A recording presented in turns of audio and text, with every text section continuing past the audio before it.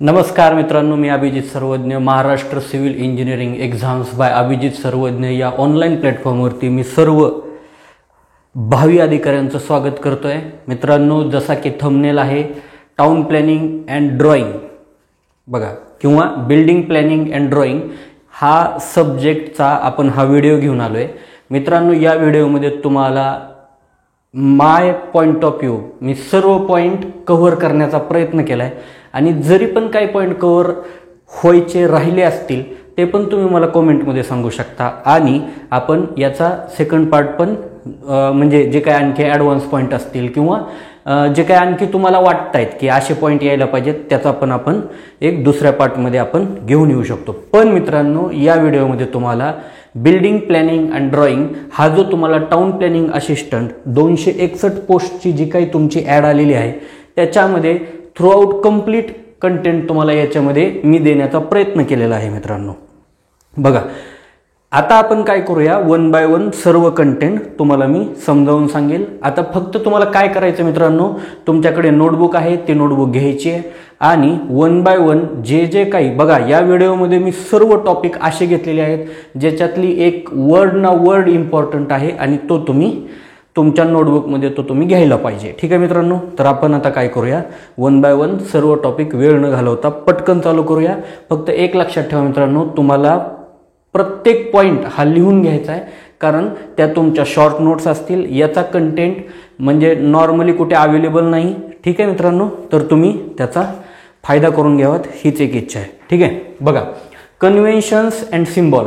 आता आपली जी काही ड्रॉइंग आहे बघा, ड्रॉइंग किंवा आपण पहिला पार्ट हा ड्रॉइंगचा आहे बऱ्यापैकी. तर बघा, ड्रॉइंग म्हणजे काय, तर ड्रॉइंग म्हणजे काय, एक ग्राफिकल रिप्रेझेंटेशन आहे, एक पिक्चरचं रिप्रेझेंटेशन आहे जे आपण एखाद्या निबंधामध्ये लिहून सांगतो. ते आपण एखाद्या पिक्चरमध्ये जर त्याला कन्वर्ट करायचं म्हणलं तर ते पिक्चरियल रिप्रेझेंटेशन म्हणजे काय असतं मित्रांनो, तर ड्रॉइंग असतं किंवा त्याला डायग्रॅमॅटिक रिप्रेझेंटेशन म्हणलं तरी चालेल. ठीक आहे, तर आता ही ड्रॉइंग बनवताना मित्रांनो आपल्याला काय लागतं, तर वेगवेगळे सिम्बॉल्स द्यावे लागतात किंवा कन्व्हेन्शन्स द्यावं लागतात. ठीक आहे, फॉर एक्झाम्पल आपण एखाद्या पेपरवरती म्हणजे एक नॉर्मली आपण एक घर काढलं, त्या घराच्या आजूबाजूला झाडे दाखवली आणि एक रोड दाखवला, एक आपण रिव्हर जाताना दाखवली. बघा, हे सर्व आपण लिहिलं तिथं, इथे रोड आहे असं मराठीत लिहिलं, इथे माझं घर आहे असं मराठीत लिहिलं किंवा मी तुम्हाला एक नॉर्मली एक कन्सेप्ट बघा, हा कन्सेप्ट समजावून सांगतोय तर बघा व्यवस्थित समजून घ्या. ठीक आहे, बघा आता मी काय केलं तर असा एक प्लॅन आहे. इथे मी काय केलं, घर, इथं माझं घर आहे, इथून रोड आला आहे म्हणजे मी असं लिहितो, इथून रोड आला आहे, रोड. ठीक आहे, इथे माझं शेती आहे बघा, शेती. ठीक आहे, आणि इथे माझे ट्रीज आहेत. हे असं आपण लिहितोय, लिहून दाखवतोय. म्हणजे हे ड्रॉइंग नाही मित्रांनो, आपल्याला ग्राफिकल रिप्रेझेंटेशन करायचंय. म्हणजे तुम्ही याला कन्वर्ट असं करू शकता. बघा, हे घर आहे तुमचं, तर घराला असा सिम्बॉल दाखवा आणि ह्याला एचएस दाखवा. ठीक आहे, हे घर आहे. रोड, इथे रोड आहे तर तुमचा हा रोडचा सिम्बॉल काढा मित्रांनो. ठीक आहे, म्हणजे हा तुमचा रोडचा सिम्बॉल असेल. ठीक आहे, नंतर ट्रीज आहेत, इथे तुम्ही ट्रीज दाखवा, ट्रीज आहेत. ठीक आहे, बघा, आणि इथे काय रे तुमची लँड आहे, ही तुम्ही लँड म्हणजे ही अशी तुम्ही लँड दाखवू शकता. ठीक आहे, बघा, तर हे काय केलं रे आपण, एक ग्राफिकल रिप्रेझेंटेशन केलं. तुम्हाला लगेच कळेल इथे बिल्डिंग आहे म्हणजे बिल्डिंगचा तुम्ही असाही प्लॅन काढू शकता. आणखी ॲडव्हान्स काढायचा म्हणलं तर ठीक आहे, बघा हा असा काढू शकता. म्हणजे इथे तुमचे काय रे, घर आहे. ठीक आहे, इथे घर आहे, हा रोड आहे, हे ट्रीज आहेत आणि हे तुमची फार्म लँड आहे. तर हे ग्राफिकल रिप्रेझेंटेशन म्हणजे ड्रॉइंग. तर त्याच्यासाठी कोणकोणते सिम्बॉल लागतात हे आपण आज या ठिकाणी बघूया. बघा, एक नॉर्मली मला सांगायचं काय हे तुम्हाला कळलं असेल. बघा, पहिला आहे ब्रिकवर्क. जर तुम्हाला क्लिअर दिसत नसेल तर तुमच्या सेटिंगमध्ये जाऊन हाय क्वालिटी व्हिडिओ किंवा ते सेटिंग चेंज करा, म्हणजे काय होईल, क्वालिटी वाढेल आणि हे तुम्हाला स्पष्ट दिसेल. ठीक आहे, तरी मी तुम्हाला रीड करून दाखवतोय. पहिला आहे ब्रिकवर्क. बघा, बघा मित्रांनो, ब्रिकवर्कचा सेक्शन कसा काढलाय, तर एक बॉक्स काढलाय, त्याच्यामध्ये 2 इन्क्लाइन लाईन काढल्यात. इलिव्हेशन हे तुम्हाला ब्रिकवर्कचं माहितीच आहे, प्लॅनमध्ये हे तुम्हाला असं दाखवायचं. ठीक आहे. वुडवर्क बघा, वुडवर्कचा सिम्बॉल लक्षात ठेवा, हा सिम्बॉल इम्पॉर्टंट आहे एक्झाम पॉईंट ऑफ व्ह्यू.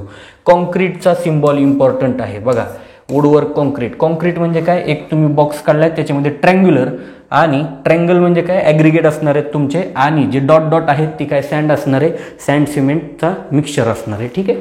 तर हे तुम्हाला लक्षात ठेवायचं. अर्थवर्क बघा, हे अर्थवर्क लक्षात ठेवा. अर्थवर्कला आपण कसं डिनोट केलेलं आहे, म्हणजे बघा 2 ट्रँगलची सिरीज काढली, म्हणजे हे ट्रँगल वेगळे, ठीक आहे, आणि त्याच्या हे ऑटोमॅटिक तयार होतात. असा बॉक्स करायचा आणि याला सेम हॅचेसनं, म्हणजे हे हॅचेस म्हणजे काय, इन्क्लाइन लाईनने तुम्ही काय करणार, याला सेम इन्क्लाइन लाईन म्हणजे पॅरलल इन्क्लाइन लाईनने दाखवणार, आणि अपोजिटवाल्या ह्या ट्रँगलला बघा, ह्या ट्रँगलला सेम म्हणजे जे काय पॅरलल इन्क्लाइन लाईनने दाखवणार. बघा ग्लासचा हा सिम्बॉल लक्षात ठेवा, ग्लास. ठीक आहे. ग्लास वर्क तुम्हाला लागतं. स्टोन बघा, स्टोनचा हा सिम्बॉल आहे. स्टोनचा आणखी एक सिम्बॉल आहे बघा मित्रांनो, तो मी तुम्हाला सांगतो. हे असे तुम्ही काय करता रे, म्हणजे हा ब्रिक वर्कचा सिम्बॉल आहे. हा जर बघितलं ना तुम्ही, ब्रिक वर्कचा सिम्बॉल आहे बरोबर, ब्रिक वर्कचा. आणि त्याच्यामध्ये जर डॉटेड अशी एक लाईन काढली ना, तर हा स्टोन वर्कचा सिम्बॉल होतो. हे पण तुम्ही लक्षात ठेवा. ठीक आहे मित्रांनो. बघा, हे तुम्हाला जे काही सिम्बॉल आहेत हे एक्झाममध्ये विचारू शकतात आणि हे इझी आहेत. ठीक आहे. नेक्स्ट आहे मित्रांनो बघा, graphical symbol for doors and window. Door आणि विंडोला आपण ग्राफिकल सिम्बॉलने दाखवतो. ठीक आहे. तर त्यासाठी कोणकोणते हे आहेत, तर हॉरिझॉन्टल, सेंटर हंग, साईड लेफ्ट. बघा, हे हॉरिझॉन्टली तुम्ही काय केलं बघा, हा पोर्शन हॉरिझॉन्टल आहे, हा व्हर्टिकल आहे. तर तुम्ही काय केलं रे, हॉरिझॉन्टली ह्याला काय केलं, हंग केलं. हंग म्हणजे काय, इथे तुम्ही म्हणजे तुमची म्हणजे अटॅच केलेलं असणार, आणि हे जे काही लीफ आहेत बघा, हे लीफ, हे आणि हे असे दोन्ही साईडनं ओपन होणार आहेत. नंतर बघा टॉप हंग म्हणजे काय, इथे तुम्ही हंग केलेलं असणार, इथून तुम्ही काय करता रे, विंडोला ओपन करता. अशा विंडो म्हणजे बऱ्याच ठिकाणी असतात. फॉर एक्झाम्पल आता अशा कुठे तुम्ही पाहिल्या असतील, तर म्हणजे युरोपियन कंट्रीमध्ये जे जुने स्ट्रक्चर आहेत अशामध्ये तुम्हाला अशा बघून मिळतील. तुम्ही एक तुम्ही गुगलवरती पण सर्च करू शकता. ठीक आहे. नंतर बॉटम हंग म्हणजे बॉटमला त्याला काय असतं रे, पिवट असतो, आणि तुम्ही त्याला काय केलं असतं, तिथे अटॅच असते, वरतून हे ओपन होते. ठीक आहे. साईड राईट हंग बघा, एक तर राईट साईडला असेल किंवा लेफ्ट साईडला असेल. हे तुम्हाला सिम्बॉल लक्षात ठेवायचे आहेत. ठीक आहे. ओके, पुढे जाऊया. बघा, आता हे ग्राफिकल सिम्बॉल हे डोअरचे आहेत. कशाचे आहेत मित्रांनो, डोअरचे आहेत. ठीक आहे.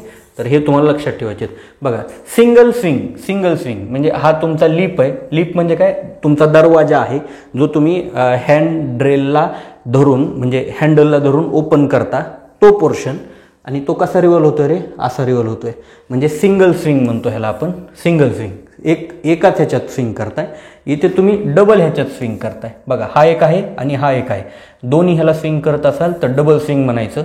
डबल लीफ, आता या ठिकाणी लीफ म्हणजे दोन लीफ आहेत, आणि ते तुम्ही काय होतात, सिंगल स्विंग आहे, म्हणजे फक्त आतमध्ये ओपन होतात. बऱ्याचदा खेडेगावात अशा दरवाजे असतात, म्हणजे ज्याला कडी असते बघा, म्हणजे अशी कडी असते, कडी लावता, कडी ओपन केली की तुम्ही काय करता, असं ओपन करता, म्हणजे दोन्ही लीफ म्हणजे काय, लीफ म्हणजे दरवाजे, त्याला आपण दरवाजेच म्हणतो. ठीक आहे. दोन्ही लीफ आतमध्ये ओपन होतात. ठीक आहे. त्याला काय म्हणतो, डबल लीफ. 2 लीफ आहेत म्हणून डबल. सिंगल स्विंग म्हणजे आतल्या साईडनं स्विंग होते, सिंगल स्विंग. ठीक आहे. नंतर डबल लीफ, डबल स्विंग. बघा, डबल लीफ, डबल स्विंग, हे दोन लीफ आहेत, हे आतमध्ये पण ओपन होतील, बाहेरच्या साईडने ओपन होतील, आतमध्ये पण ओपन, बाहेरच्या साईडने पण ओपन होतील. तुम्ही जर जुने मूव्ही पाहिले असतील तर तुम्हाला बघा, आता हे असं डोअर एक्सप्लेन करणं म्हणजे शक्य नाही, पण एक नॉर्मली बघा हे कुठे असेल, किंवा तुम्ही बऱ्याचदा ग्लासचे डोअर्स पाहिले असतील, ग्लासचे जे पुल पण करा म्हणतं आणि पुश पण करा म्हणतं, म्हणजे जिथं पुल आणि पुश लिहिलेलं नसेल म्हणजे काय, ते आतमध्ये पण जाईल आणि ते बाहेर पण येईल. ठीक आहे मित्रांनो. तर अशा दोन्ही साईडनं असेल ना तर त्याला आपण डबल लिफ्ट, डबल स्विंग म्हणतो. ठीक आहे. बघा, साईड हंग, हे साईडला हंग केलेलं आहे आणि हे ओपन होतं. सेंटर हंग, सेंटरला हंग केलेलं आहे. ठीक आहे, सेंटर हंग. नंतर आहे फोल्डिंग हंग लीफ. बघा, हे एवढे इम्पॉर्टंट नाहीत. बघा, तुम्हाला इम्पॉर्टंट आहे स्लायडिंग म्हणजे काय, डोअर असतं बघा, तुम्ही असं गेट ढकलत नेता, बंद होतं, बाहेर ओढत आणलं की ओपन होतं, बरोबर. हे तुम्ही गेटला यूज करता, गेटला. बघा, रिव्हॉल्विंग म्हणजे जिथे जास्तीत जास्त क्वांटिटी ऑफ जे काही म्हणजे क्राऊड जास्त असतो, म्हणजे हे पब्लिक बिल्डिंगला यूज करतो नॉर्मली, म्हणजे मॉल असतील, सिनेमा थिएटर्स असतील किंवा तुमचे रेल्वे स्टेशन असतील, अशा ठिकाणी आपण ह्याला काय करतो, यूज करतो. ठीक आहे. नंतर बघा डोअर्स विथ प्रोजेक्टेड हिंज, हे नका करू. बघा रोलर शटर एक्सटर्नल, बघा रोलर शटर हे आपण नॉर्मली शॉप्सला यूज करतो. जे काही शॉप्स आहेत, म्हणजे जे दुकानं असतात, छोटे मोठे किराणावाले दुकाने आहेत, कपड्याचे दुकाने आहेत, एका गाड्यामध्ये आहेत, अशा ठिकाणी आपण शटर यूज करतो. रोलिंग शटर इंटरनल, आतल्या साईडनं इंटरनल असतं आणि एक असतं बाहेरच्या साईडनं. तो बॉक्स दिसतो बघा बाहेर लावलेला, तो एक्सटर्नल असेल आणि तो आतमध्ये असेल तर इंटरनल शटर डोअर असेल. ठीक आहे मित्रांनो, बघा हे इम्पॉर्टंट आहे, हे तुम्हाला करायचं आहे. ठीक आहे. बघा नंतर ॲब्रिव्हिएशन इन सिम्बॉल, बघा तुम्ही ज्यावेळेस तुम्ही बऱ्याचदा म्हणजे बघा कन्स्ट्रक्शन नोट्स नावाचा एक तुम्ही जर तुमच्या म्हणजे तुमचा जो सबमिशन ड्रॉइंग असते, सबमिशन ड्रॉइंग, तिथे तुम्हाला कन्स्ट्रक्शन नोट्स नावाचा एक राईट हँड साईडला पूर्ण एक असा पूर्ण कॉलमच असतो. त्याच्या ठिकाणी त्यावेळेस तुम्हाला बरेचसे असे शॉर्ट फॉर्म यूज करावे लागतात. एखाद्या ड्रॉइंगमध्ये कुठे काय आहे ते शॉर्ट फॉर्ममध्ये दिलेलं असतं, ड्रॉइंगमध्ये इथं लिहिलेलं असतं, ते तुम्हाला इकडे येऊन पाहायचं असतं की ह्याला काय म्हणतात. तर त्यावेळेस हे ॲब्रिव्हिएशन्स आणि फॉर्म्स तुम्हाला महत्त्वाचे आहेत. तर बघा हे तुम्हाला एक जस्ट लक्षात ठेवायचं आहे, हे एक्झामला येऊ शकतात. जस्ट पाहत चला, तुम्हाला जे इम्पॉर्टंट वाटते ते लिहित चला. ठीक आहे मित्रांनो. बीबीएम, बीबीएम म्हणजे काय, ब्रिक, बघा ब्रंट ब्रिक मेसोनरी, जे भाजलेली वीट आहे तिला बीबीएम म्हणतो आपण, लक्षात ठेवा. Cement mortar CM. DPC dam proof course, बघा डॅम प्रूफ कोर्स कुठे यूज करतो आपण हे लक्षात ठेवा. बघा जिथे म्हणजे ह्याला डॅम्पनेस प्रूफ करण्याचा, डॅम्पनेस काय करतं, प्रिव्हेंट करतं, त्याला आपण डॅम प्रूफ कोर्स म्हणतो.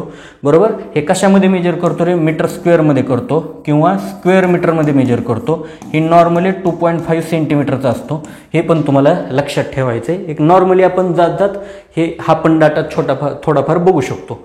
बघा कोर्स रबल, रबल म्हणजे काय रे, स्टोन असतात ते कोर्स असतील. कोर्स म्हणजे काय, फाईन नसतील, म्हणजे कसे पण असतील. कसाही दगडे नॅचरल जो मिळतोय त्याला कोर्स रबल म्हणतो आपण.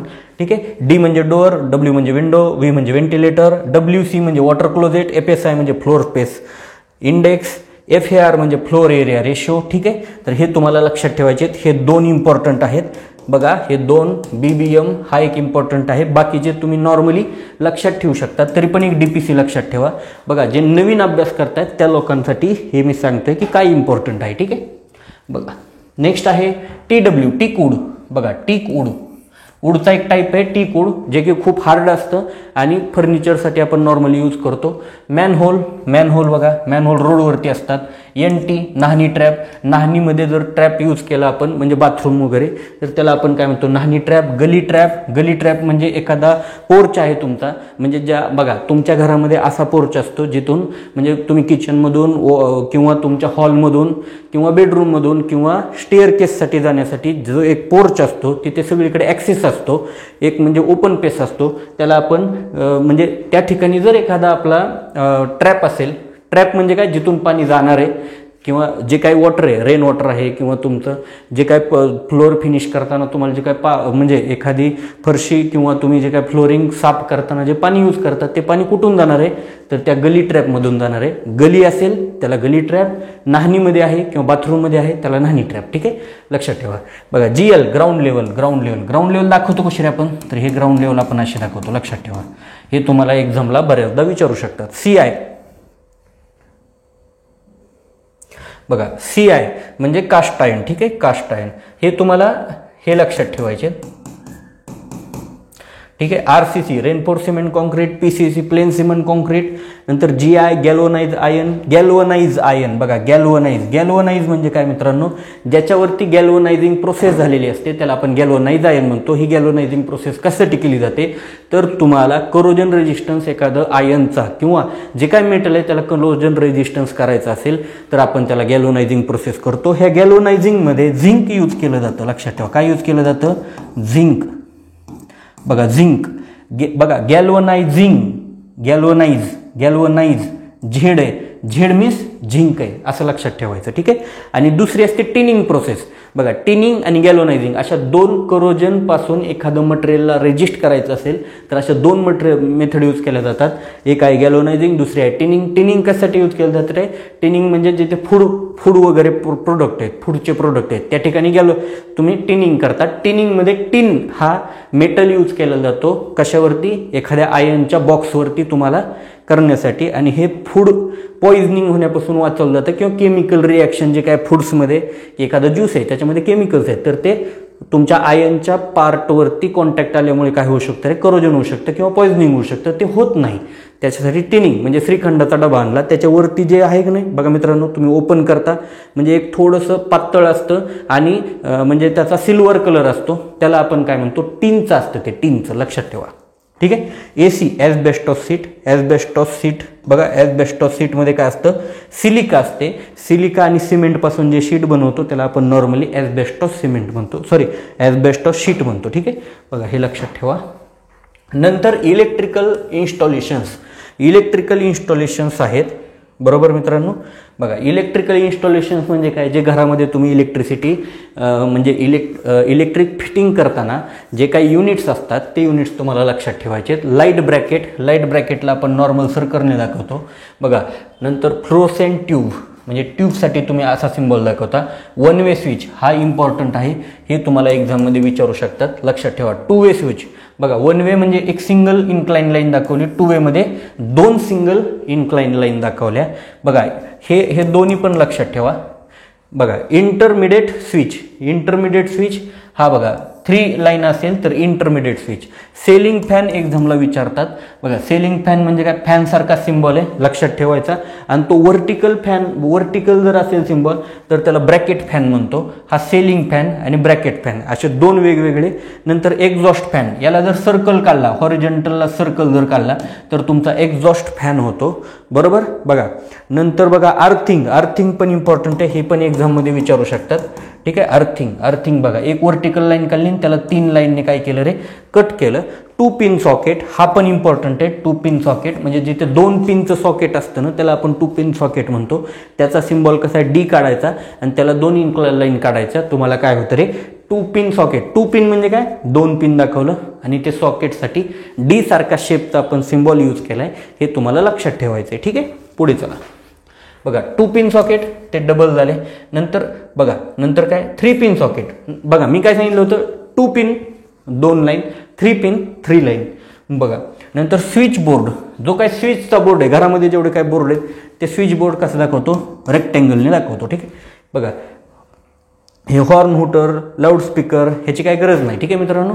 तर एवढे तुम्हाला इम्पॉर्टंट आहेत, हे तुम्ही लक्षात ठेवा, बघून घ्या. म्हणजे एक्झाममध्ये आल्यानंतर तुम्हाला म्हणजे काहीही प्रॉब्लेम व्हायला नको. बघा मित्रांनो, आपल्याला हे तुम्हाला बऱ्याच मुलांना माहीत पण असेल, पण एकदा डोळ्याखालून गेलं म्हणजे काय होतं मित्रांनो, तुम्हाला आणखी कॉन्फिडन्स येतो. एखादा सिम्बॉल नाही आठवला तर आपण कन्फ्युजनमध्ये दुसरा सिम्बॉल सिलेक्ट करण्याचे चान्सेस असतात.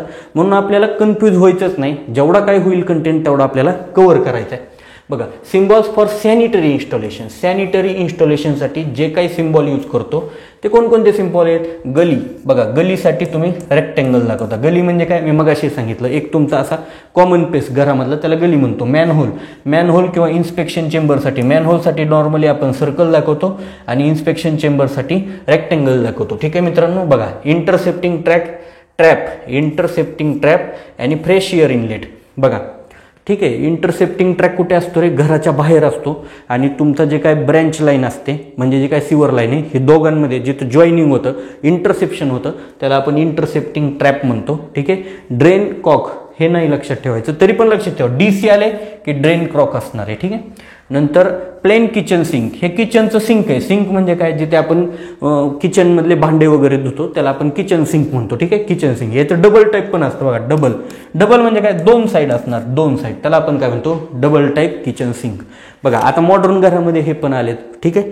बघा डबल टाईप पण आलेले आहेत, ठीक आहे. बघा रेफ्रिजरेटर आपण घरामध्ये फ्रीज वगैरे यूज करतो, रेफ्रिजरेटर. शॉवरचा स्टॉल बघा, शॉवर जिथे घेतो आपण त्याच्यासाठी असा आपण सिम्बॉल दाखवतो. बघा शॉवर हेड म्हणजे वरती असेल शॉवरचा हेड, तर आपण shower head. WC Indian type बघा, वॉटर क्लोजेट हे WC इंडियन टाईप आहे, इंडियन टाईप. ठीक आहे मित्रांनो, हे लक्षात ठेवा.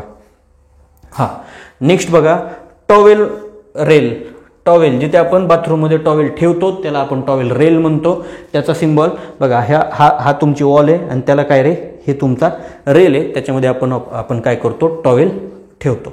रेन वॉटर गटर RWG म्हणतात, लक्षात ठेवा. रेन वॉटर गटर म्हणजे रेन वॉटर जिथून म्हणजे तुम्ही पास करताय किंवा आपण फ्लो होतोय त्या गटरला आपण काय म्हणतो, रेन वॉटर गटर म्हणतो. ठीक आहे. मिक्सिंग वॉल लक्षात ठेवायची गरज नाही. वॉटर मीटर हे बघा, हे खूप इम्पॉर्टंट आहे. ॲडव्हान्समध्ये आत्ता तुम्हाला हे लागू शकतं. वॉटर मीटर लक्षात घ्या, एक सर्कल आहे आणि 2 टी काढलेत, 2 अपोजिट डायरेक्शननं टी काढलेत, मध्ये सर्कल आहे. सर्कल म्हणजे काय, ते मीटर आहे. आणि ही लाईन ही तुमची म्युन्सिपल कॉर्पोरेशनची लाईन असेल आणि ही तुमच्या घराची लाईन असेल, असं तुम्ही लक्षात ठेवा मित्रांनो. आणि हे काय रे, वॉटर मीटर आहे. ठीक आहे. बघा नेक्स्ट आहे टॉवेल रेल, डबल आलं. रेन वॉटर गटर डबल आलं. मिक्सिंग वॉल डबल आहे. बघा हे आता फायर एक्सटिंग्युशर बघा, फायर एक्सटिंग्युशर FE म्हणजे काय रे, ज्या पॉईंटपासून आपण काय करू शकतो रे, वॉटर घेऊ शकतो. कशासाठी, आग विझवण्यासाठी. तर अशा पॉईंटला काय म्हणतो, फायर एक्सटिंग्युशर म्हणतो. किंवा जे बघा कार्बन डायऑक्साईडचे फायर एक्सटिंग्युशर म्हणजे आग लागल्यानंतर जे आपण कार्बन डायऑक्साईड यूज करतो, तर अशा युनिट जिथं ठेवलेलं असतं त्याला फायर एक्सटिंग्युशर म्हणतो. फायर हायड्रंट म्हणजे जिथे पाणी अवेलेबल आहे. हायड्रंट म्हणजे काय रे, वॉटरच्या रिलेटेड आहे. जिथे पाणी अवेलेबल आहे त्या पॉईंटला किंवा त्या ज्या लोकेशनला आहे त्या आपण या सिम्बॉलनं दाखवू शकतो. ठीक आहे, हे लक्षात ठेवा. याला काय म्हणतो रे, फायर हायड्रंट. ठीक आहे, बघा हे लक्षात ठेवा, फायर हायड्रंट. नेक्स्ट आहे स्टेअर्स. बघा स्टेअर्स म्हणजे काय, आपला शिडी किंवा पायऱ्या म्हणतो आपण त्याला. नंतर बेड सर्वात इम्पॉर्टंट आहे बघा. बेड हा एक्झाममध्ये येतोच. एक रेक्टँगल काढायचा, त्याला इन्क्लाइन लाईनने दाखवायचं. बेड बघा, हे बेडचा सिम्बॉल म्हणजे नॉर्मली कसा आलाय, तर त्याच्यावरती हे अशा टाईपचं बेडशीट ठेवलेलं असतं जे की कोनिकल असतं.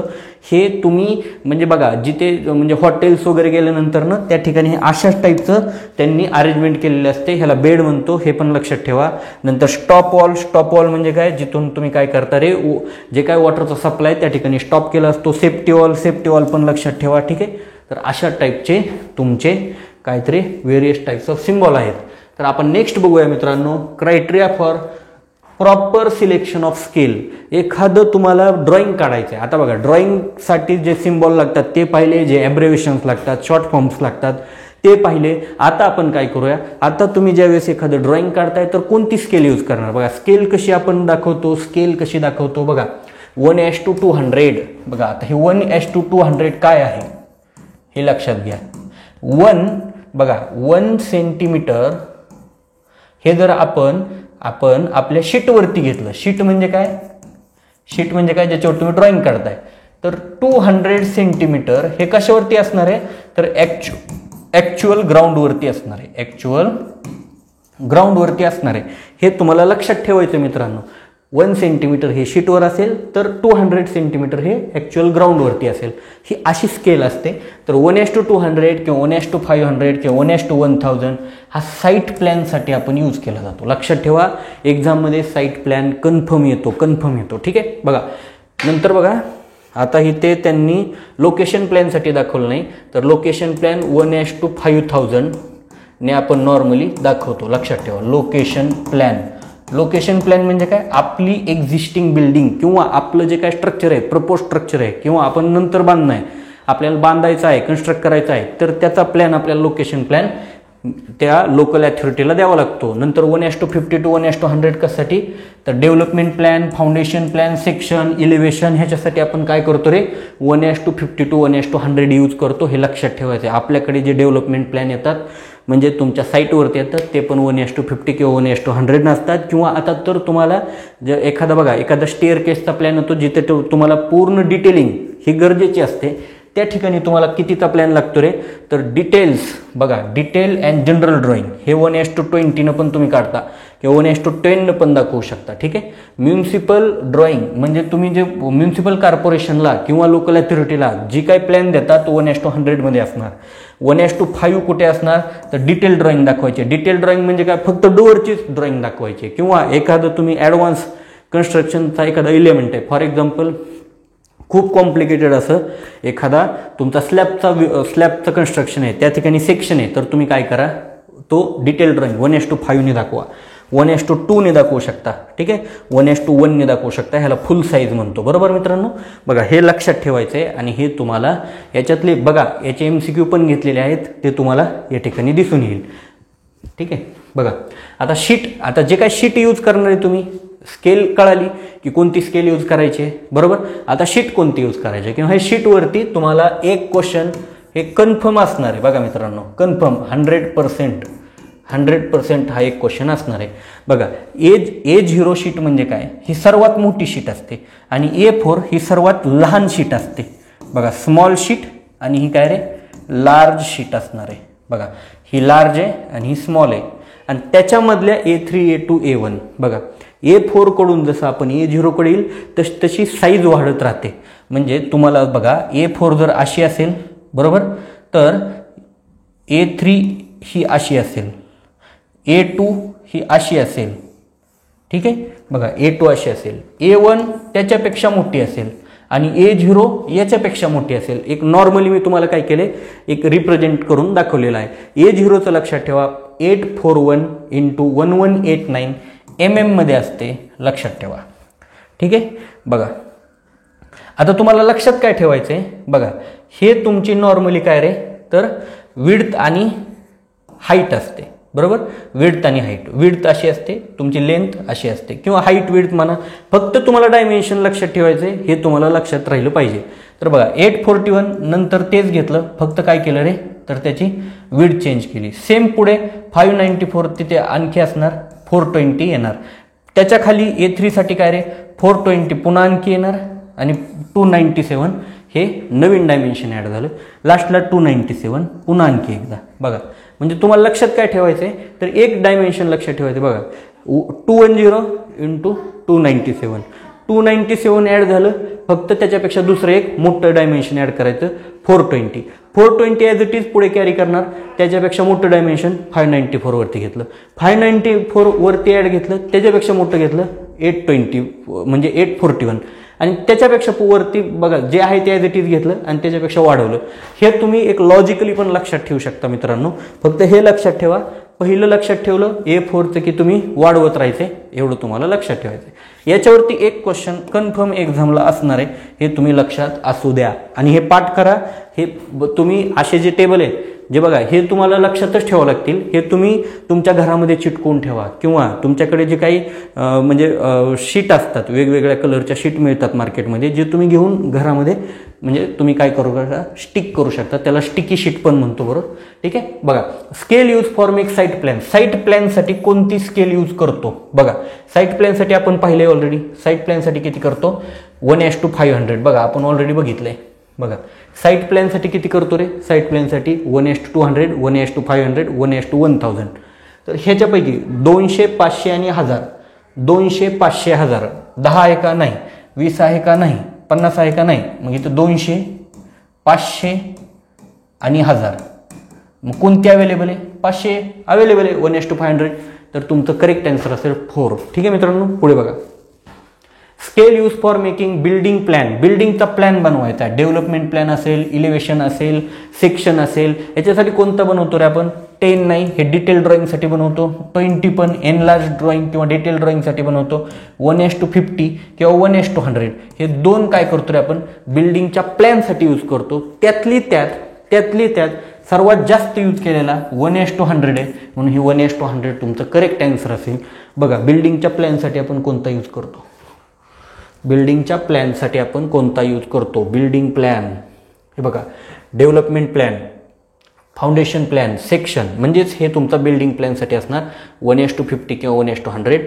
आणि बघा म्युन्सिपल ड्रॉइंग सबमिशनसाठी पण 1:100 आहे, म्हणजे तुम्ही 1:100 एक आन्सर करेक्ट लिहू शकता. ठीक आहे, बघा पुढे चला. Scale use for make the details of the door. Detail, डोअरच्या डिटेल पाहिजेत आपल्याला. डोअरच्या डिटेल कुठे मिळतील? डिटेल म्हणजे काय रे, तुम्हाला लार्ज झूम करून बघायचे. झूम करून कधी बघू शकता? तर 1:20 न बघू शकता. डोअरच्या डिटेल्स बघा, डिटेल्स बघा. एनलार्ज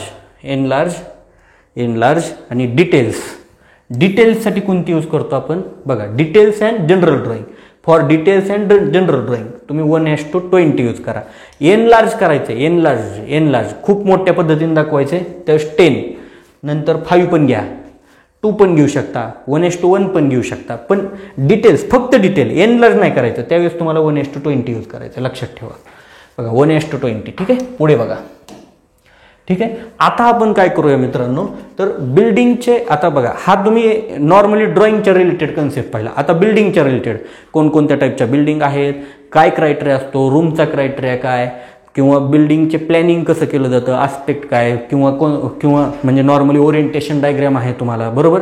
व्हेरियस टाईप्सचे एरिया आहेत. ठीक आहे, पुन्हा बिल्डिंग बाय लॉ आहेत, हा पण कंटेंट आहे. तर तो कंटेंट आपल्याला पुढे पाहायचा आहे. ठीक आहे, बघा आता types of building as per NBC म्हणजे काय रे, नॅशनल बिल्डिंग कोड. काय असणार आहे? नॅशनल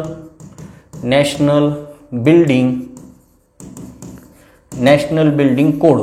म्हणजे हे सर्व तुम्हाला जे काही मी सांगतोय ना, हे नॅशनल बिल्डिंग कोडमधलं आहे. हे पहिल्यांदा डोक्यात घालून ठेवा. हे जे सर्व डाटा आहे ना, आता यानंतरचा हा नॅशनल बिल्डिंग कोडमधला आहे.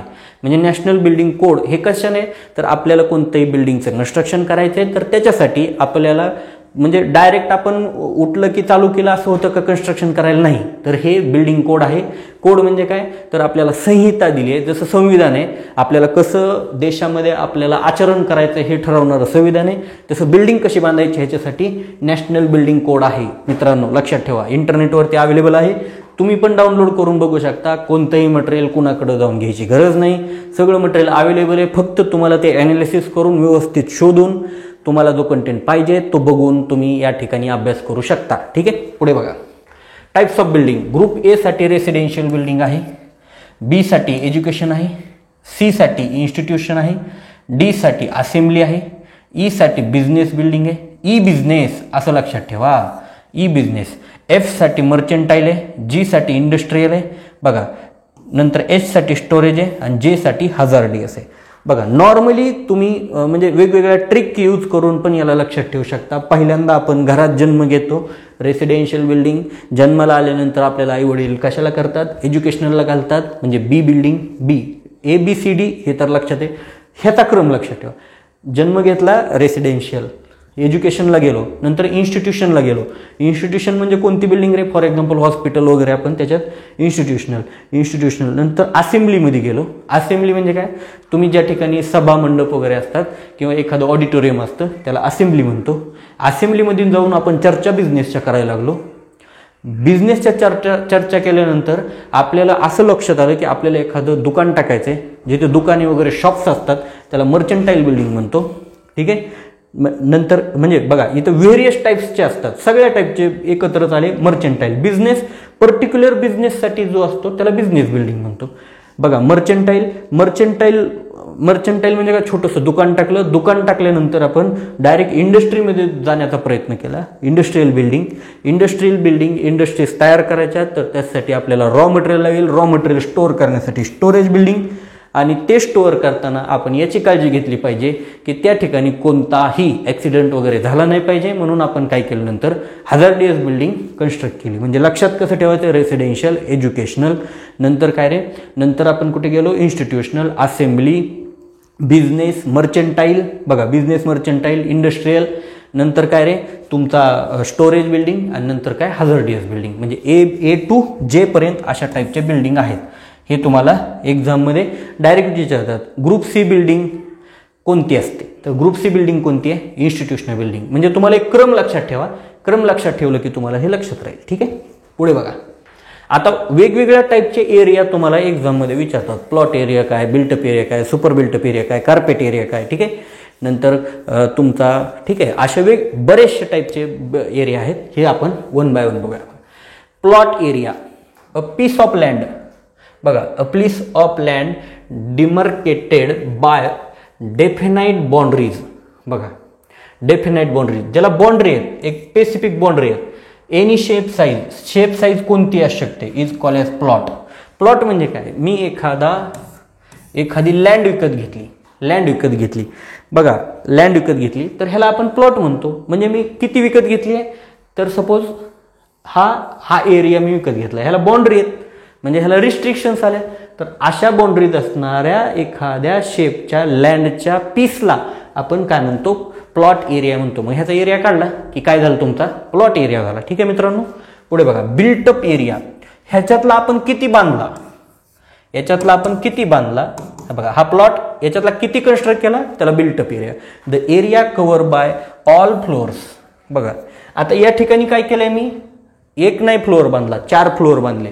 तर 4 फ्लोअर, पहिल्या फ्लोअरचा एरिया प्लस दुसऱ्या फ्लोअरचा एरिया. सपोज 200 स्क्वेअर मीटरचे मी 4 फ्लोअर कन्स्ट्रक्ट केले. मग टोटल एरिया किती झाला रे, पहिला 200चा, दुसरा 200चा, तिसरा 200चा, चौथा 200चा. म्हणजे किती झाले रे, 800 स्क्वेअर मीटर तुमचा काय झाला, एरिया झाला. म्हणजे ह्याला काय म्हणतो आपण, बिल्टअप एरिया. 800 स्क्वेअर मीटर हा बिल्टअप एरिया झाला. बघा, the area cover by all floors of the building is called as built up area excluding. मग ह्याच्यात काय येत नाही मित्रांनो, तर बाल्कनी येत नाही, स्टेअरकेस येत नाही, स्टेअरकेस सोडून द्यायची. ठीक आहे. नंतर बघा, स्टेअर बाल्कनी देत नाही. It is floor area of all room plus wall thickness. म्हणजे फ्लोअर एरिया पण घ्यायचा. फ्लोअर म्हणजे काय, आतला जो फ्लोअर असतो, वॉल सोडून राहिलेला जो आहे आतमध्ये, त्याला फ्लोअर एरिया म्हणतो. याच्यामध्ये जर वॉल ॲड केल्या तर तुम्हाला काय मिळतो, बिल्टअप एरिया मिळतो. ठीक आहे. बघा, हे लक्षात ठेवायचं आहे. याच्यामध्ये बाल्कनीज वगैरे येत नाहीत. हे आपल्याला डिटेलमध्ये पण बघायचं आहे पुढे, हे कोणतं एक्सक्लूड केलं जातं, कोणतं इन्क्लूड केलं जातं. ठीक आहे. नंतर सुपर बिल्टअप एरिया म्हणजे काय, बघा, आता तुम्ही एखादा अपार्टमेंट मध्ये नवीन घर घ्यायला जाता, त्या ठिकाणी काय असतं मित्रांनो, तर तुमचं एक युनिट असतं. म्हणजे 400 स्क्वेअर फीटचा एरिया असतो तुमच्या फ्लॅटचा, किंवा 500 स्क्वेअर फीटचा असतो. पण तुम्हाला सांगितलं जातो 1500 स्क्वेअर फीट तुमचा super built up area. 1500 square feet म्हणजे काय, तर त्या ठिकाणी स्विमिंग पूल आहे, एखादं गार्डन आहे, किंवा एखादं असेंब्ली हॉल आहे. तर त्याचा पण एरिया त्या पर्सेंटेजमध्ये ॲड केलेला असतो. त्याला काय म्हणतो रे आपण, सुपर बिल्टअप एरिया. म्हणजे ॲम्युनिटीज पण ॲड केलेले असतात. म्हणजे बघा, super built up area is the sum of, कुणाचा सम आहे, तर built up area and certain percentage of floor area mark for staircase. मग त्याच्या स्टेअरकेस पण येतं, लिफ्ट पण येतं, पार्किंग येतं, and open balconies as decided by the local development authorities. म्हणजे सर्व मिळून आपण काय करतो, एकत्र करतो, आणि त्याचा मिळून काय करतो, सुपर बिल्टअप एरिया करतो. म्हणजे काय, तुमचा जो काय बिल्टअप एरिया आहे त्याच्यामध्ये लिफ्ट घेतो, स्टेअरकेस घेतो, बरोबर. नंतर काय घेतो रे, बाल्कनीज घेतो. नंतर काय घेतो, पार्किंग घेतो. नंतर ओपन बाल्कनीज घेतो. ठीक आहे. बघा, अशा सर्वांचा मिळून काय होतो रे, सुपर बिल्टअप एरिया होतो. ठीक आहे. हे लक्षात ठेवायचं आहे तुम्हाला. ठीक आहे. बघा, नंतर कार्पेट एरिया म्हणजे काय, ज्या ठिकाणी आपण कार्पेट टाकू शकतो. वरांड्यात कार्पेट टाकतो का, अजिबात नाही, बरोबर. बाल्कनीमध्ये कार्पेट टाकतो का, टाकत नाही आपण. बघा, आता ह्या गोष्टी बाथरूममध्ये टाकतो का, नाही. किचनमध्ये टाकतो का, नाही. तर असा जिथे कार्पेट टाकतो आपण तोच एरिया पकडायचा, त्याला आपण कार्पेट एरिया म्हणतो. ठीक आहे. आणि हा कार्पेट एरिया खूप इम्पॉर्टंट असतो, तुम्ही एखादी ज्यावेळेस प्रॉपर्टी परचेस करत असता त्यावेळेस. ठीक आहे. बघा, the carpet area is the usable rooms, जे आपण वारंवार यूज करत असतो रूमला, अशाच ठिकाणी कार्पेट टाकतो. ॲट एनी फ्लोअर, कोणत्या फ्लोअरला असलं. Actually it is the area where carpet can be laid, जिथे कार्पेट आपण लेड केलेलं असतं. मग ह्याच्यात काय येत नाही, तर it exclude area of sanitary म्हणजे बाथरूम WC येणार का, नाही. नंतर वरांड्यात कार्पेट टाकत नाही, कॉरिडॉरमध्ये कार्पेट टाकत नाही, पॅसेजमध्ये कार्पेट टिकत नाही. नंतर किचन, पॅन्ट्रीज म्हणजे काय, ज्या ठिकाणी चहा वगैरे कॉफी बनवली जाते, ब्रेकफास्टसाठी म्हणजे बाहेरून आणता किंवा त्या ठिकाणी बनवता आणि तुम्ही सर्व करता. म्हणजे हे ऑफिसला वगैरे असतात. म्हणजे फॉर एक्झाम्पल प्रिन्सिपल ऑफिसच्या साईडला पॅन्ट्री असते, म्हणजे प्रिन्सिपलला चहा कॉफी देण्यासाठी. ठीक आहे. बघा, स्टोअर्स एंट्रान्ससाठी नसतो, पोर्चसाठी नाही, स्टेअरकेसवर कार्पेट टाकत नाही. ममटी, शाफ्ट, बघा शाफ्ट फॉर लिफ्ट्स. नंतर बरसातीज म्हणजे काय, नॉर्मली नाही का ते आपण घराच्या बाहेर आलेलं असतं त्याला आपण नॉर्मली बरसाती म्हणतो. गॅरेज म्हणजे वॉटरपासून प्रिव्हेंट करण्यासाठी तुमच्या एलिमेंट्सला किंवा तुमच्या हाऊसला आपण काय करतो बाहेर थोडा साईड म्हणजे रूफची साईड सोडतो त्याला बरसाती म्हणतो. गॅरेजमध्ये टाकत नाही, कॅन्टीन्समध्ये नाही, एअर कंडिशनिंग डक्टसाठी, नंतर प्लांट रूमसाठी आपण काय करत नाही रे कार्पेट टाकत नाही. हे सर्व एलिमेंट सोडून जिथे आपण कार्पेट टाकतो त्या एरियाला आपण काय म्हणतो कार्पेट एरिया म्हणतो. ठीक आहे. नेक्स्ट आहे फ्लोर एरिया. फ्लोर एरिया म्हणजे काय, तुम्हाला वॉल सोडून जे राहिलेला एरिया आहे ना त्याला फ्लोर एरिया म्हणायचं. घरातल्या वॉल सोडून म्हणजे बिल्टअप एरिया म्हणजे काय, जेवढा बांधला त्याच्यातल्या वॉल काढून टाकल्या की राहतो फ्लोर एरिया, किंवा फ्लोर एरिया प्लस वॉल केलं की बिल्टअप एरिया. हे पण तुम्ही एक नॉर्मली एक कॅल्क्युलेशन लक्षात ठेवा. बघा फ्लोर एरिया म्हणजे काय, प्लिंथ एरिया त्याच्यामधून वॉल मायनस केल्या फ्लोर एरिया राहिला. बघा floor area is calculated by deducting. काय डिडक्ट केलं जातं, एरिया ऑफ वॉल तुमच्या एरिया ऑफ वॉल मायनस केलं जातो कशातून, प्लिंथ एरियामधून. This is the usable covered area of the building at every floor. प्रत्येक फ्लोअरला आपण काय केलेला असतो, जो काय फ्लोअर एरिया यूज केलेला असतो त्याला आपण काय म्हणतो रे, फ्लोअर एरिया म्हणतो. ठीक आहे. Area can be included. मग फ्लोअर एरियामध्ये काय ॲड केलेलं असतं, door and other openings, doors वगैरे आपण ॲड करतो. Plaster on the walls of exceed 300 square metre, जिथे तुमचं वॉलला प्लास्टर केलेलं असतं ते पण तुम्ही काय करता रे फ्लोअर एरियामध्ये म्हणजे कव्हर करता तुम्ही. ठीक आहे. बघा इंटरनल कॉलम, आतले कॉलम पण तुम्ही धरायचे, कट करायचे नाहीत. जसे वॉल कट करतो तसं फ्लोअर एरियामधून हे कट करायचं नाही. मग काय म्हणजे काय आपण कन्सिडर करत नाही तर 300 स्क्वेअर मीटरपेक्षा जास्त जर वॉलवाल्या म्हणजे तुम्हाला जर प्लास्टर असेल तर त्याला तुम्ही घ्यायचं नाही, इन्क्लूड करायचं नाही, त्याला बाहेर काढून टाकायचं. म्हणजे काय होईल, तुमचा फ्लोअर एरिया वाढेल. ठीक आहे. नंतर बघा projection beyond the face of the wall. वॉलच्या बाहेर जे काय प्रोजेक्शन्स आहेत त्याला तुम्ही काय केलं जातं रे, इन्क्लूड केलं जात नाही. ते बाहेरचा पार्ट आहे. ठीक आहे. तर बघा हे पण तुम्हाला लक्षात ठेवायचे आहेत. किंवा तो इंटरनल पार्ट पण असू शकतो, जसे लॉफ्ट वगैरे असतात त्यालाही तुम्ही कन्सिडर नाही करू शकत.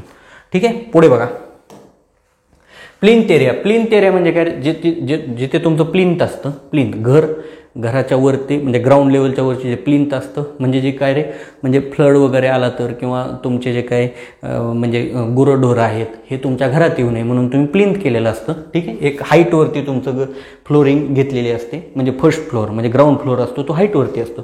तो जो एरिया आहे ना, तो जी हाईट आहे ना त्याला प्लिंथ म्हणतो आपण. बघा plinth area is the area of the building with wall thickness at the plinth level. बरोबर.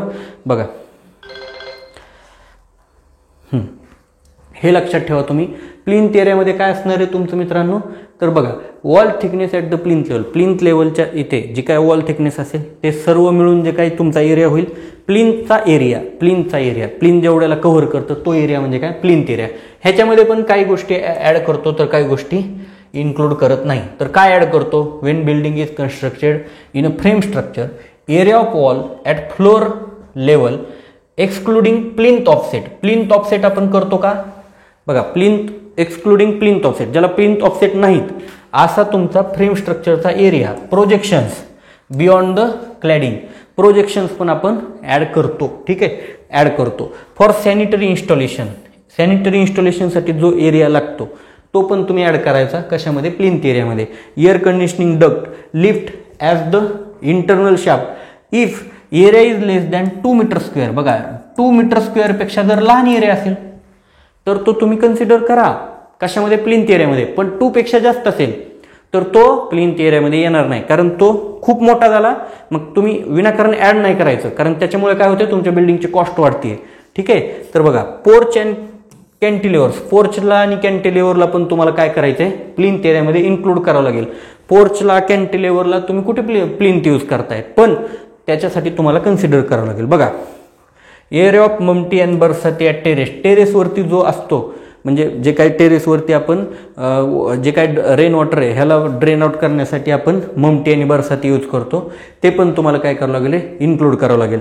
फॉलोइंग एरिया नॉट इन्क्लूड, कोणता इन्क्लूड करत नाही तर असे जे काही शाफ्ट असतील जे 2 मीटर स्क्वेअरपेक्षा जास्त असतील, म्हणजे जे की तुमचे कशाचे असतील, लिफ्टचे असतील, स्टेअरकेसचे असतील असे शाफ्ट, तर ते तुम्ही काय करणार नाही, कन्सिडर करणार नाही. Uncover balconies, architectural bands, cornices. बरोबर. बाल्कनीजला कॉर्निक्स म्हणजे काय, घराच्या बाहेर वॉलला एक तुम्हाला अशा टाईपचे म्हणजे डिझाईन केलेली असते, म्हणजे काय पाणी वगैरे डायरेक्ट ड्रेन आउट होण्यासाठी आपण डिझाईन केलेले असते. तर असे कॉर्निक्स वगैरे आहेत आर्किटेक्चरल, म्हणजे ॲस्थेटिक व्ह्यू चांगला दिसण्यासाठी जे पण आपण म्हणजे ॲडिशन्स करत असतो वॉलला किंवा आपल्या घराला, तर ते तुम्ही इन्क्लूड करायचं नाही. कशामध्ये? तुमच्या प्लिंथ एरियामध्ये. वर्टिकल किंवा हे अशा प्रकारे तुम्हाला काय करायचं नाही मित्रांनो.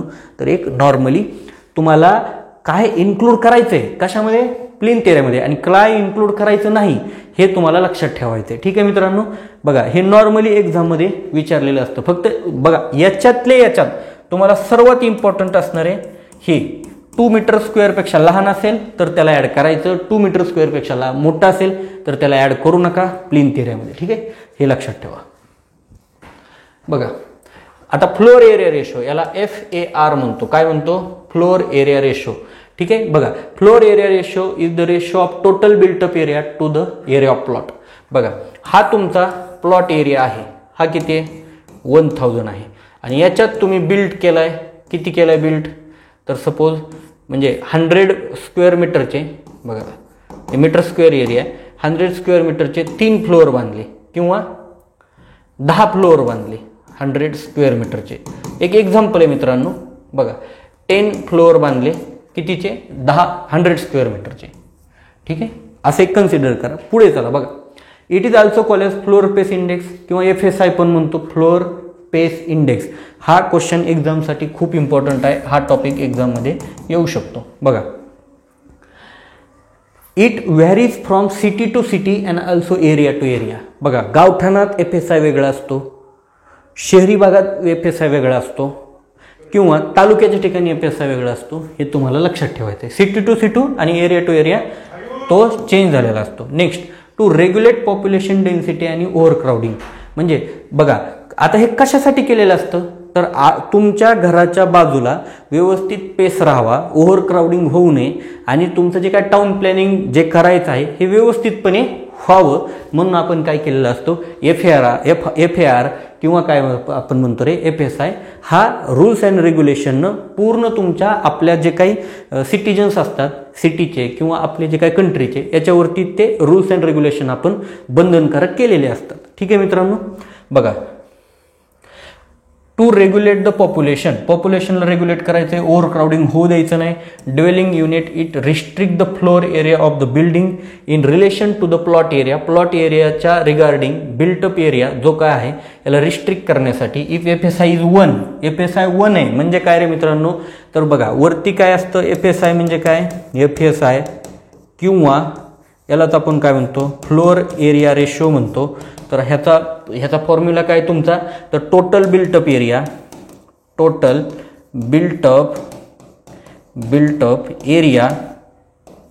Divide by plot area.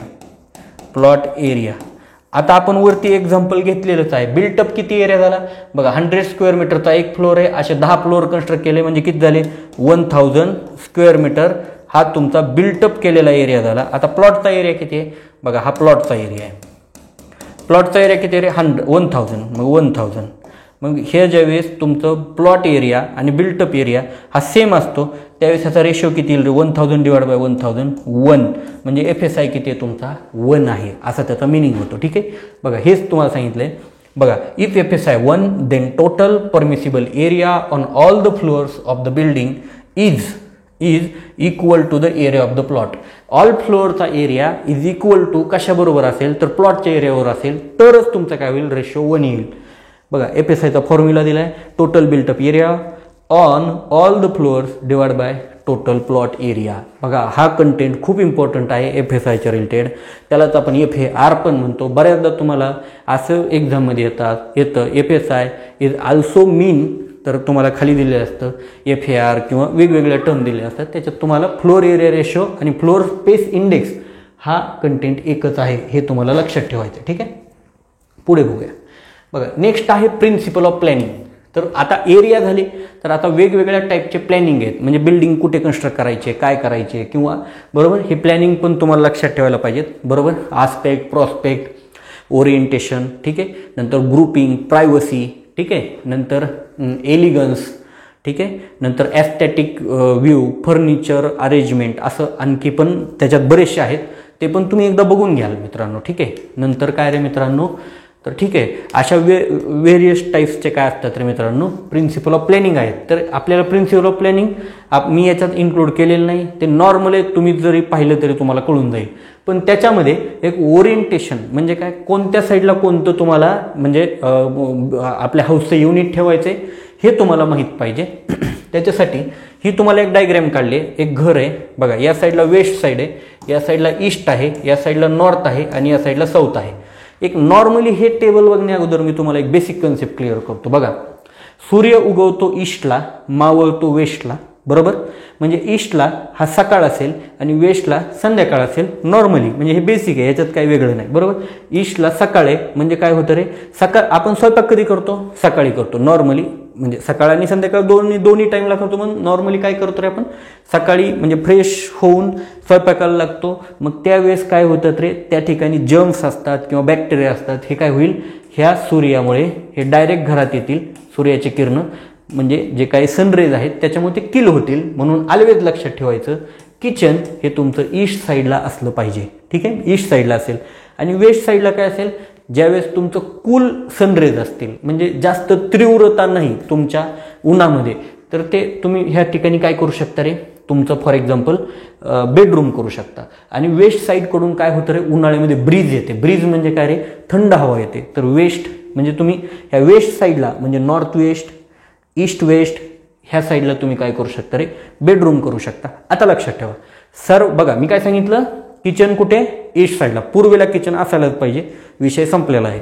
बघा पुढे बघा, वेस्टला काय असलं पाहिजे, वेस्ट साईडला म्हणजे वेस्ट म्हणजे काय, नॉर्थ वेस्ट पण येतं त्याच्यामध्ये, वेस्ट साऊथ पण येतं, ही वेस्टच साईड आहे ना बऱ्यापैकी. ठीक आहे, तर याच्या साईडला तुमचे काय असले पाहिजेत, तर बेडरूम असल्या पाहिजेत. आणि जिथे जास्त म्हणजे जिथे जास्त प्रकाश येतो ती तुमची नॉर्थ साईड असते, लक्षात ठेवा.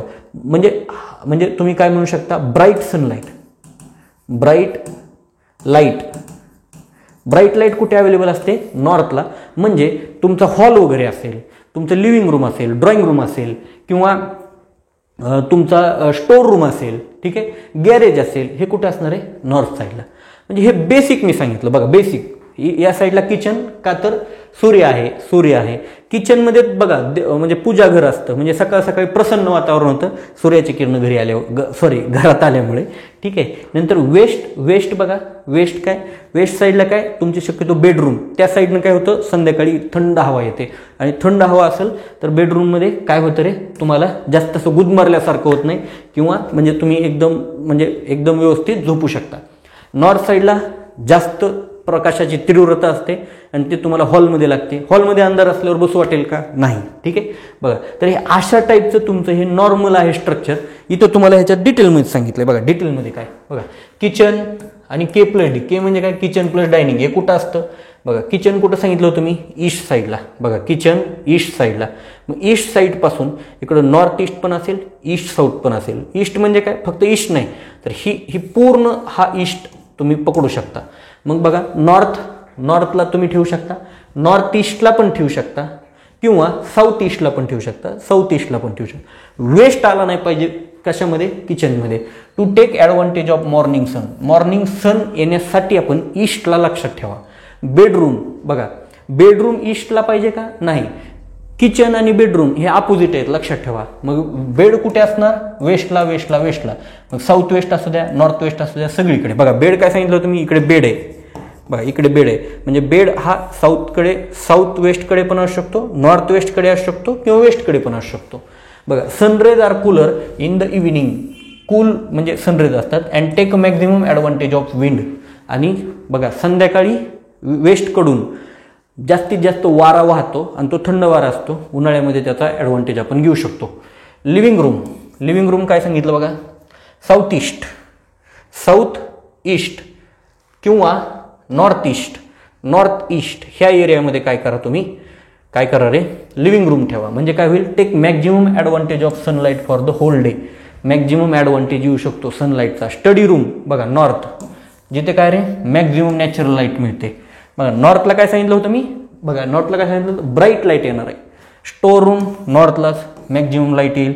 वरांडा नॉर्थ किंवा साऊथला, नॉर्थ किंवा साऊथला. म्हणजे बघा ईस्ट आणि वेस्टला का नाही, वरांड्यामध्ये जास्त तीव्रतेचं ऊन नाही आलं पाहिजे म्हणून नॉर्थ आणि साऊथला.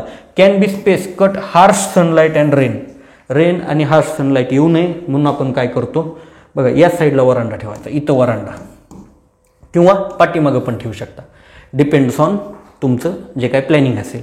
टॉयलेट बघा लक्षात ठेवा, टॉयलेटला असं स्पेसिफिक कुठे ठेवायचं हे नाही, पण टॉयलेट हे आपण किचन बघा किचनच्या किंवा बेडरूमच्या साईडला ठेवतो, बरोबर. किचनच्या साईडला का ठेवायचं रे, त्या ड्रेनेज वगैरे लाईन काय असतात ऑलरेडी किचनमध्ये आलेले असतात, त्याच तुम्ही फक्त पुढे एक्सटेंड करता आणि बाथरूमला यूज करू शकता. म्हणजे एक आपल्या प्लंबिंगच्या म्हणजे इझिनेससाठी तुम्ही काय करता रे मित्रांनो, टॉयलेट हे बेडरूम किंवा किचनच्या साईडला कन्स्ट्रक्ट करता. बघा हा टेबल खूप इम्पॉर्टंट आहे, ह्याच्यावरती तुम्हाला एक क्वेश्चन एक्झामला येऊ शकतो. ठीक आहे. आता space requirement and norms for minimum dimension of different unit. आता बघा, आता ह्या स्लाईडचा मिनिंग काय, तर तुम्ही म्हणजे तुमचा हॉल पाहिला, किचन पाहिला, किंवा तुमचं बेडरूम आहे, बरोबर, स्टडी रूम आहे, किंवा तुमचं टॉयलेट आहे म्हणजे WC आहे, बाथरूम आहे, ह्यांची एक मिनिमम एरिया ठरलेली आहेत. म्हणजे त्याच्यापेक्षा कमी नको.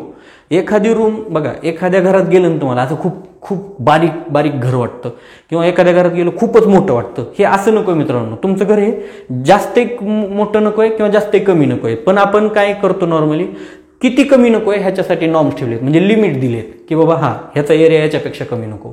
विड्थ असेल तर बघा, म्हणजे असं चालेल का कंटेनर सारखं घर आहे, कंटेनर पाहिला तुम्ही ट्रक म्हणजे किंवा एखाद्या हेवी व्हेकलवरती कंटेनर ठेवलेले असतात ट्रान्सपोर्ट करण्यासाठी, गुड्सचे म्हणजे सामानाचं ट्रान्सपोर्ट करण्यासाठी, त्याची काय असते विड्थ कमी असते, लेंथ मोठी असते. तसं घर नको आहे, म्हणजे विड्थला पण रिस्ट्रिक्ट केले, म्हणजे विड्थ याच्यापेक्षा कमी नको. तर असे नॉर्म्स तुम्हाला एक्झाममध्ये विचारतात, ते पण तुम्हाला लक्षात पाहिजे. ठीक आहे. बघा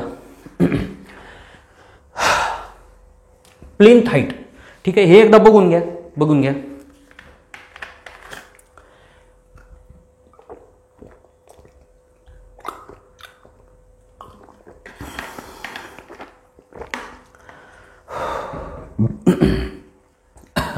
डिफरंट एलिमेंट्स ऑफ बिल्डिंगचे कोणकोणते एलिमेंट आहेत.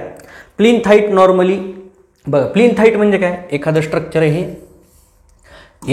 हे तुमच्या काय स्टेप्स आहेत, आणि इथं तुमचं घर आहे. मग ह्या घराला ही अशी विंडो आहे, इथं असं हे पॅरापेट आहे. ठीक आहे. बघा सॉरी, हे असं पॅरापेट आहे. ठीक आहे.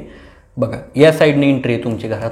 मग हे जे काय वरती असतं ना बघा, इथं ग्राउंड लेवल आहे तुमची, ही ग्राउंड लेवल आहे. ग्राउंड लेवलच्या वरती जे काय फ्लोरिंगपर्यंत डिस्टन्स असतं, ग्राउंड फ्लोअर ते ग्राउंड लेवल, या दोघांमधली जी ही हाईट आहे ना, हे किती पाहिजे, 0.6 to 0.75 पाहिजे. हे मिनिमम पाहिजे, हे लक्षात ठेवा.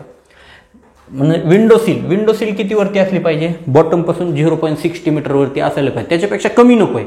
ठीक आहे. बघा window sill or window sill for WC आणि बाथ. WC आणि बाथला 1.20 एकदम हाईटवर ठेवा, नंतर ते व्हेंटिलेटर लावा.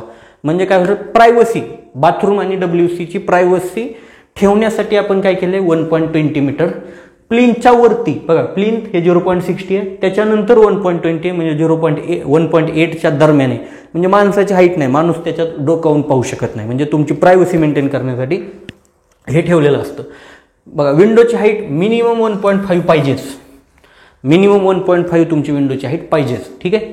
डोअर हाईट 2.1 ही स्टँडर्ड हाईट आहेत. बघा मित्रांनो, ह्या सर्व स्टँडर्ड हाईट आहेत. हे तुम्हाला विंडो, प्लिंथ, डोअर हाईट हे एक्झाममध्ये विचारू शकतात.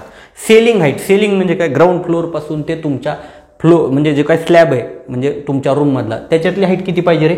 बघा floor to ceiling height 3 to 3.5, minimum 2.75 असते. हे मिनिमम पण आपल्याला पाहिजे, पण तुम्हाला मी या ठिकाणी सांगून ठेवतो मिनिमम किती असते रे, 2.75 असते. बघा हेडरूम फॉर स्टेअरकेसच्या वरती बघा, आपण जेव्हा टेरेसवरती जातो, स्टेअरकेस आपली ग्राउंड फ्लोअरपासून चालू होते आणि टेरेसपर्यंत संपते. बघा स्टेअरकेसच्या ज्यावेळेस आपण बाहेर निघतो, कुठे, टेरेसवरती, त्यावेळेस आपण बाहेर निघताना जे आपण ज्या डोअरमध्ये बाहेर निघतो ना, तर ती हेडरूम असते, त्याला हेडरूम म्हणतो. तर ती बघा, ती हेडरूम किती असायला पाहिजे, मिनिमम 3 to 3.5 पाहिजे, सॉरी 3 मीटर पाहिजे, बरोबर, 3 मीटर पाहिजे. ठीक आहे. बघा स्लॅबची थिकनेस 100 to 120 mm पाहिजे. स्लॅबची थिकनेस आहे ही कमीत कमी 100 to 120 mm पाहिजेच पाहिजे. किचन प्लॅटफॉर्म 0.80 वरती पाहिजे. किचन ओटा जिथं आपल्या घरातल्या माता भगिनी काम करतात त्यांना किचन ओटा लागतो. किचन ओटा म्हणजे आता बरेचसे पुरुष पण करतात, माणसं पण करतात, तर त्यांना किचन ओटा लागतो, तर तो किचन ओटा 0.80 वरती पाहिजे. ठीक आहे, ओके. बघा, riser of the steps and staircase. Steps आणि स्टेअरकेसचं रायझर किती पाहिजे? 150 किंवा 180 पाहिजे. ठीक आहे, हे 130 पण तुम्ही करू शकता, 130 पर्यंत येऊ शकता किंवा 150 सफिशियंट आहे. ठीक आहे, तर हे पण लक्षात ठेवा. हे एक्झाममध्ये तुम्हाला हा टेबल खूप इम्पॉर्टंट आहे, एक्झाममध्ये येणार आहे. ठीक आहे, पुढे बघा. स्टँडर्ड डायमेन्शन्स ऑफ बिल्डिंगचे स्टँडर्ड डायमेन्शन कोणते आहेत? तर हॅबिटेबल रूम, त्याचा एरिया किती पाहिजे रे? मिनिमम एरिया, मिनिमम विड्थ आणि मिनिमम हाईट असे 3 कॉलम आहेत आणि हे खूप इम्पॉर्टंट आहे.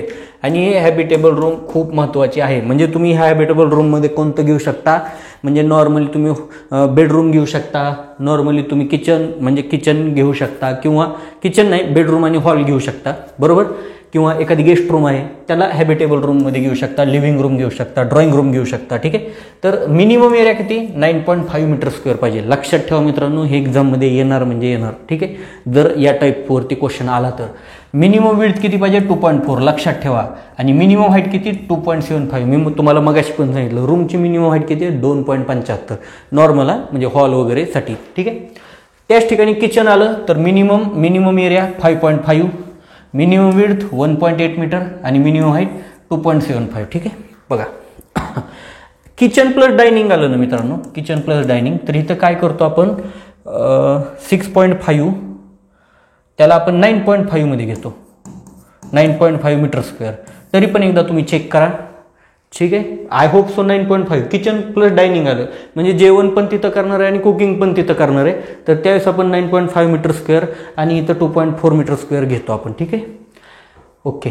Bathroom, water closet, combined bathroom and WC. बघा, तुमचं WC आहे 1.1 मीटर स्क्वेअर असलंच पाहिजे. काय त्याचा मिनिमम एरिया? मिनिमम विड्थ किती पाहिजे? 0.9 आणि हाईट किती पाहिजे रे? 2.2. मिनिमम पाहिजेच. बघा, 2.2 पेक्षा कमी नको आहे, कारण आपल्या बऱ्याच लोकांची हाईट जास्त असते, त्यावेळेस तो प्रॉब्लेम होऊ नये म्हणून. ठीक आहे, बघा. नंतर हेडरूम म्हणजे मी तुम्हाला सांगितलेलं, जे काही तुमची स्टेअरकेसच्या वरची, ज्यावेळेस टेरेसवरती तुम्ही जाता त्यावेळेस ते वरती असतं, त्याच्यावरती पिच रूपिंग केलेलं असतं, ॲस्थेटिक व्ह्यू तुमचा इन्क्रीज करण्यासाठी, एनहान्स करण्यासाठी. त्यावेळेस हेडरूम किती पाहिजे? मिनिमम विड्थ 1.8 पाहिजे, मिनिमम हाईट 2.2 पाहिजे. ठीक आहे, हे पण लक्षात ठेवा. बघा, एअर कंडिशनिंग, हॅबिटेबल रूम हे नका करू, वरचेच फक्त इम्पॉर्टंट आहेत. असेंब्ली हॉल हे पण नाही काही इम्पॉर्टंट. ठीक आहे, नंतर IT बिल्डिंग ह्याची पण काही गरज नाही, नॉर्मली तेच नॉर्म्स आहेत बघा मित्रांनो सगळ्यांचे. नंतर साऊंड रेकॉर्डिंग हे ॲडिशनल आहेत तुमच्या, म्हणजे एक जस्ट तुमच्या डोळ्याखालून जावेत, पण तुम्हाला करायचे आहेत काय रे मित्रांनो? बघा, हे हॅबिटेबल रूम, किचन, बाथरूम हे तुम्हाला इम्पॉर्टंट आहेतच. ठीक आहे, म्हणून हे तुम्हाला आलेच पाहिजे. पुढे बघा. आता बिल्डिंग बायलॉज म्हणजे काय? कोणत्या लॉने तुम्ही बिल्डिंग कन्स्ट्रक्ट करणार त्याला आपण बिल्डिंग बायलॉज म्हणतो. म्हणजे घर बांधताय तुम्ही किंवा एखादी बिल्डिंग बांधताय, साईडने किती मार्जिन ठेवायची आहे ह्याला आपण बिल्डिंग बायलॉज म्हणतो. हाईट किती ठेवायची आहे याला आपण बिल्डिंग बायलॉज म्हणतो. घरात लॉफ्ट असेल तर तो लॉफ्ट किती ठेवायचा आहे याला बिल्डिंग बायलॉज म्हणतो. पॅरापेट असतं. पॅरापेट म्हणजे काय? एक संरक्षण भिंत असते. लहान मुलं वगैरे किंवा मोठे माणसं पण त्याच्यावरून पडू शकतात घराच्या म्हणजे टेरेसवरून, तर त्याला ती प्रिव्हेंट करण्यासाठी, प्रायव्हसीसाठी किंवा तुमच्या सिक्युरिटीसाठी एक वॉल कन्स्ट्रक्ट केली जाते, त्याला आपण काय म्हणतो? बिल्डिंग बायलॉज म्हणतो. असे बायलॉज आहेत, तर ते तुम्हाला कोणते आहेत हे लक्षात घ्यायचं आहे. ठीक आहे, बघा. बिल्डिंग बायलॉज ही प्रॉपर्टी लाईन आहे. इथं तुमची प्रॉपर्टी आहे, बघा इथं प्रॉपर्टी आहे, याच्या साईडनं बघा प्रॉपर्टी लाईन, ही प्रॉपर्टी लाईन आहे. ही फ्रंट यार्ड सेक्शन आहे. फ्रंट यार्ड तुम्ही इथं आहे, फ्रंट म्हणजे समोरचं. ठीक आहे, बघा. ठीक आहे, आपण याच्यावरून आपल्याला कळूनच जाईल. बघा, while building the house, एखादं घर बांधतो आपण, there are laws and regulation decided by the city authorities. हे सिटी अथॉरिटीज किंवा म्युनिसिपल अथॉरिटीज, ग्रामपंचायत असेल तर ग्रामपंचायत डिसाईड करणार आहे, पंचायत समिती असेल तर पंचायत समिती डिसाईड करणार आहे, लोकल अथॉरिटी डिसाईड करणार आहे तुम्ही घर कसं बांधलं पाहिजे, साईडनं किती जागा सोडली पाहिजे. हा सर्व खेळ बघा बायलॉजचा मित्रांनो. तुमचा जो प्लॉट आहे ना तेवढा तुम्हाला कोणीच बांधू देणार नाही. तुम्ही काय करायचंय, तो कमी बांधायचा आहे. कमी बांधल्यामुळे काय होतं, साईडनं जागा राहते, व्हेंटिलेशन वगैरे येतं, तुम्ही झाडे वगैरे लावू शकता, ग्रीनरी वाढवू शकता. फायनली तुमचं काय अचीव होतं रे, तुमच्या शहराचं सौंदर्य वाढतं. म्हणून आपण बायलॉज इंट्रोड्यूस केलेले आहेत. बघा हे त्याच्या मागचं मुख्य कारण आहे. बघा, city which are to be followed if the rule and bylaws are not follow. जर फॉलो केले नाही then the house may affect the interest of other in respect to health and convenience resulting in बघा हॅपरजर्स situation. बघा जर तुम्ही हे bylaws जर फॉलो केले नाही तर ती जी काही तुमच्या साईडची जी काही पूर्ण एरिया आहे किंवा तुमचा जो काही सराउंडिंग एरिया आहे हा पूर्ण कसा पण डेव्हलप होईल. कसा पण म्हणजे काय, फॉर एक्झाम्पल झोपडपट्टी बघा, तिथं जायला पण रस्ते नाहीत. मग अशा ठिकाणी घाण किंवा दुर्गंधी किंवा कचरा वगैरे खूप मोठ्या प्रमाणावर असतो. मग अशी तुम्हाला तुमची कॉलनी पाहिजे का, किंवा तुमचा जो एरिया आहे असा पाहिजे का, नाही. मग तो नसेल पाहिजे तर तुम्हाला काय करावं लागेल मित्रांनो, बायलॉज फॉलो करावे लागतील. ठीक आहे. Building bylaws are the rules laid down for construction and planning of different types of building. हे कुणावरती रूल्स आहेत, कन्स्ट्रक्शन करण्यासाठी, प्लॅनिंग करण्यासाठी. कशाचं, बिल्डिंगचं. Bye municipal corporation. हे कोण देतं, म्युनिसिपल कॉर्पोरेशन देते. ठीक आहे. मग त्या ठिकाणी तुमची कोणतीही लोकल अथॉरिटी असू शकते. हे कोण देतं, municipal corporation. Town planning authorities देतात, और रेव्हेन्यू अथॉरिटीज पण देतात. महसूल विभाग पण तुम्हाला इन्स्ट्रक्शन देऊ शकतो. These rules can be different for different places. आणि प्रत्येक प्लेसनुसार, प्रत्येक लोकेशननुसार हे रूल चेंज होतात. हे तुम्हाला लक्षात ठेवायचे. पुण्यातले रूल हे तुमच्या धाराशिवमधल्या एखाद्या गावात लागू होणार नाहीत. धाराशिवमधले रूल पुण्यात लागू होणार नाहीत, हे मात्र तुम्हाला लक्षात ठेवायचे. ठीक आहे मित्रांनो. चला पुढे चला. Necessity of building bylaws. मी आत्ताच आपण बोललो नेसेसिटी. काय गरज आहे, तर ते ही गरज आहे. बघा हे कसं झालं एरिया, हे बघा हे रेल्वे लाईन गेली आहे आणि या साईडचा एरिया आहे. म्हणजे काहीच नाही, कसं म्हणजे ज्याला जसं वाटेल तसं त्यांनी कन्स्ट्रक्ट केलेले आहेत घरं. आणि आता एवढं कंजेस्टेड झाले की एखादी भिंत पडली तर 4 भिंती पडू शकतात आजूबाजूच्या घरच्या. एवढे तुम्हाला काय झाले रे, एवढं ते डेंजरस सिच्युएशन झाली आहे. तर बघा का आपण फॉलो करायचा बायलॉ, तर to reduce the haphazard growth of the city and town. कशी पण ग्रोथ वगैरे नाही व्हायला पाहिजे. एक नॉर्मली एकदम तुमचं गाव किंवा शहर हे एकदम सुंदर दिसलं पाहिजे. तुम्हाला स्वच्छ हवा आली पाहिजे. ह्या एरियामध्ये हवाच येत नाही, अशा पाठीमागच्या घरामध्ये हवाच नाही, लाईट नाही, तर अशा ठिकाणी राहणं किती. मुंबईमध्ये बरेचसे असे एरिया आहेत, पुण्यामध्ये आहेत, जिथं तुम्हाला हवाच नाही किंवा एक सूर्यप्रकाश पण येऊ शकत नाही.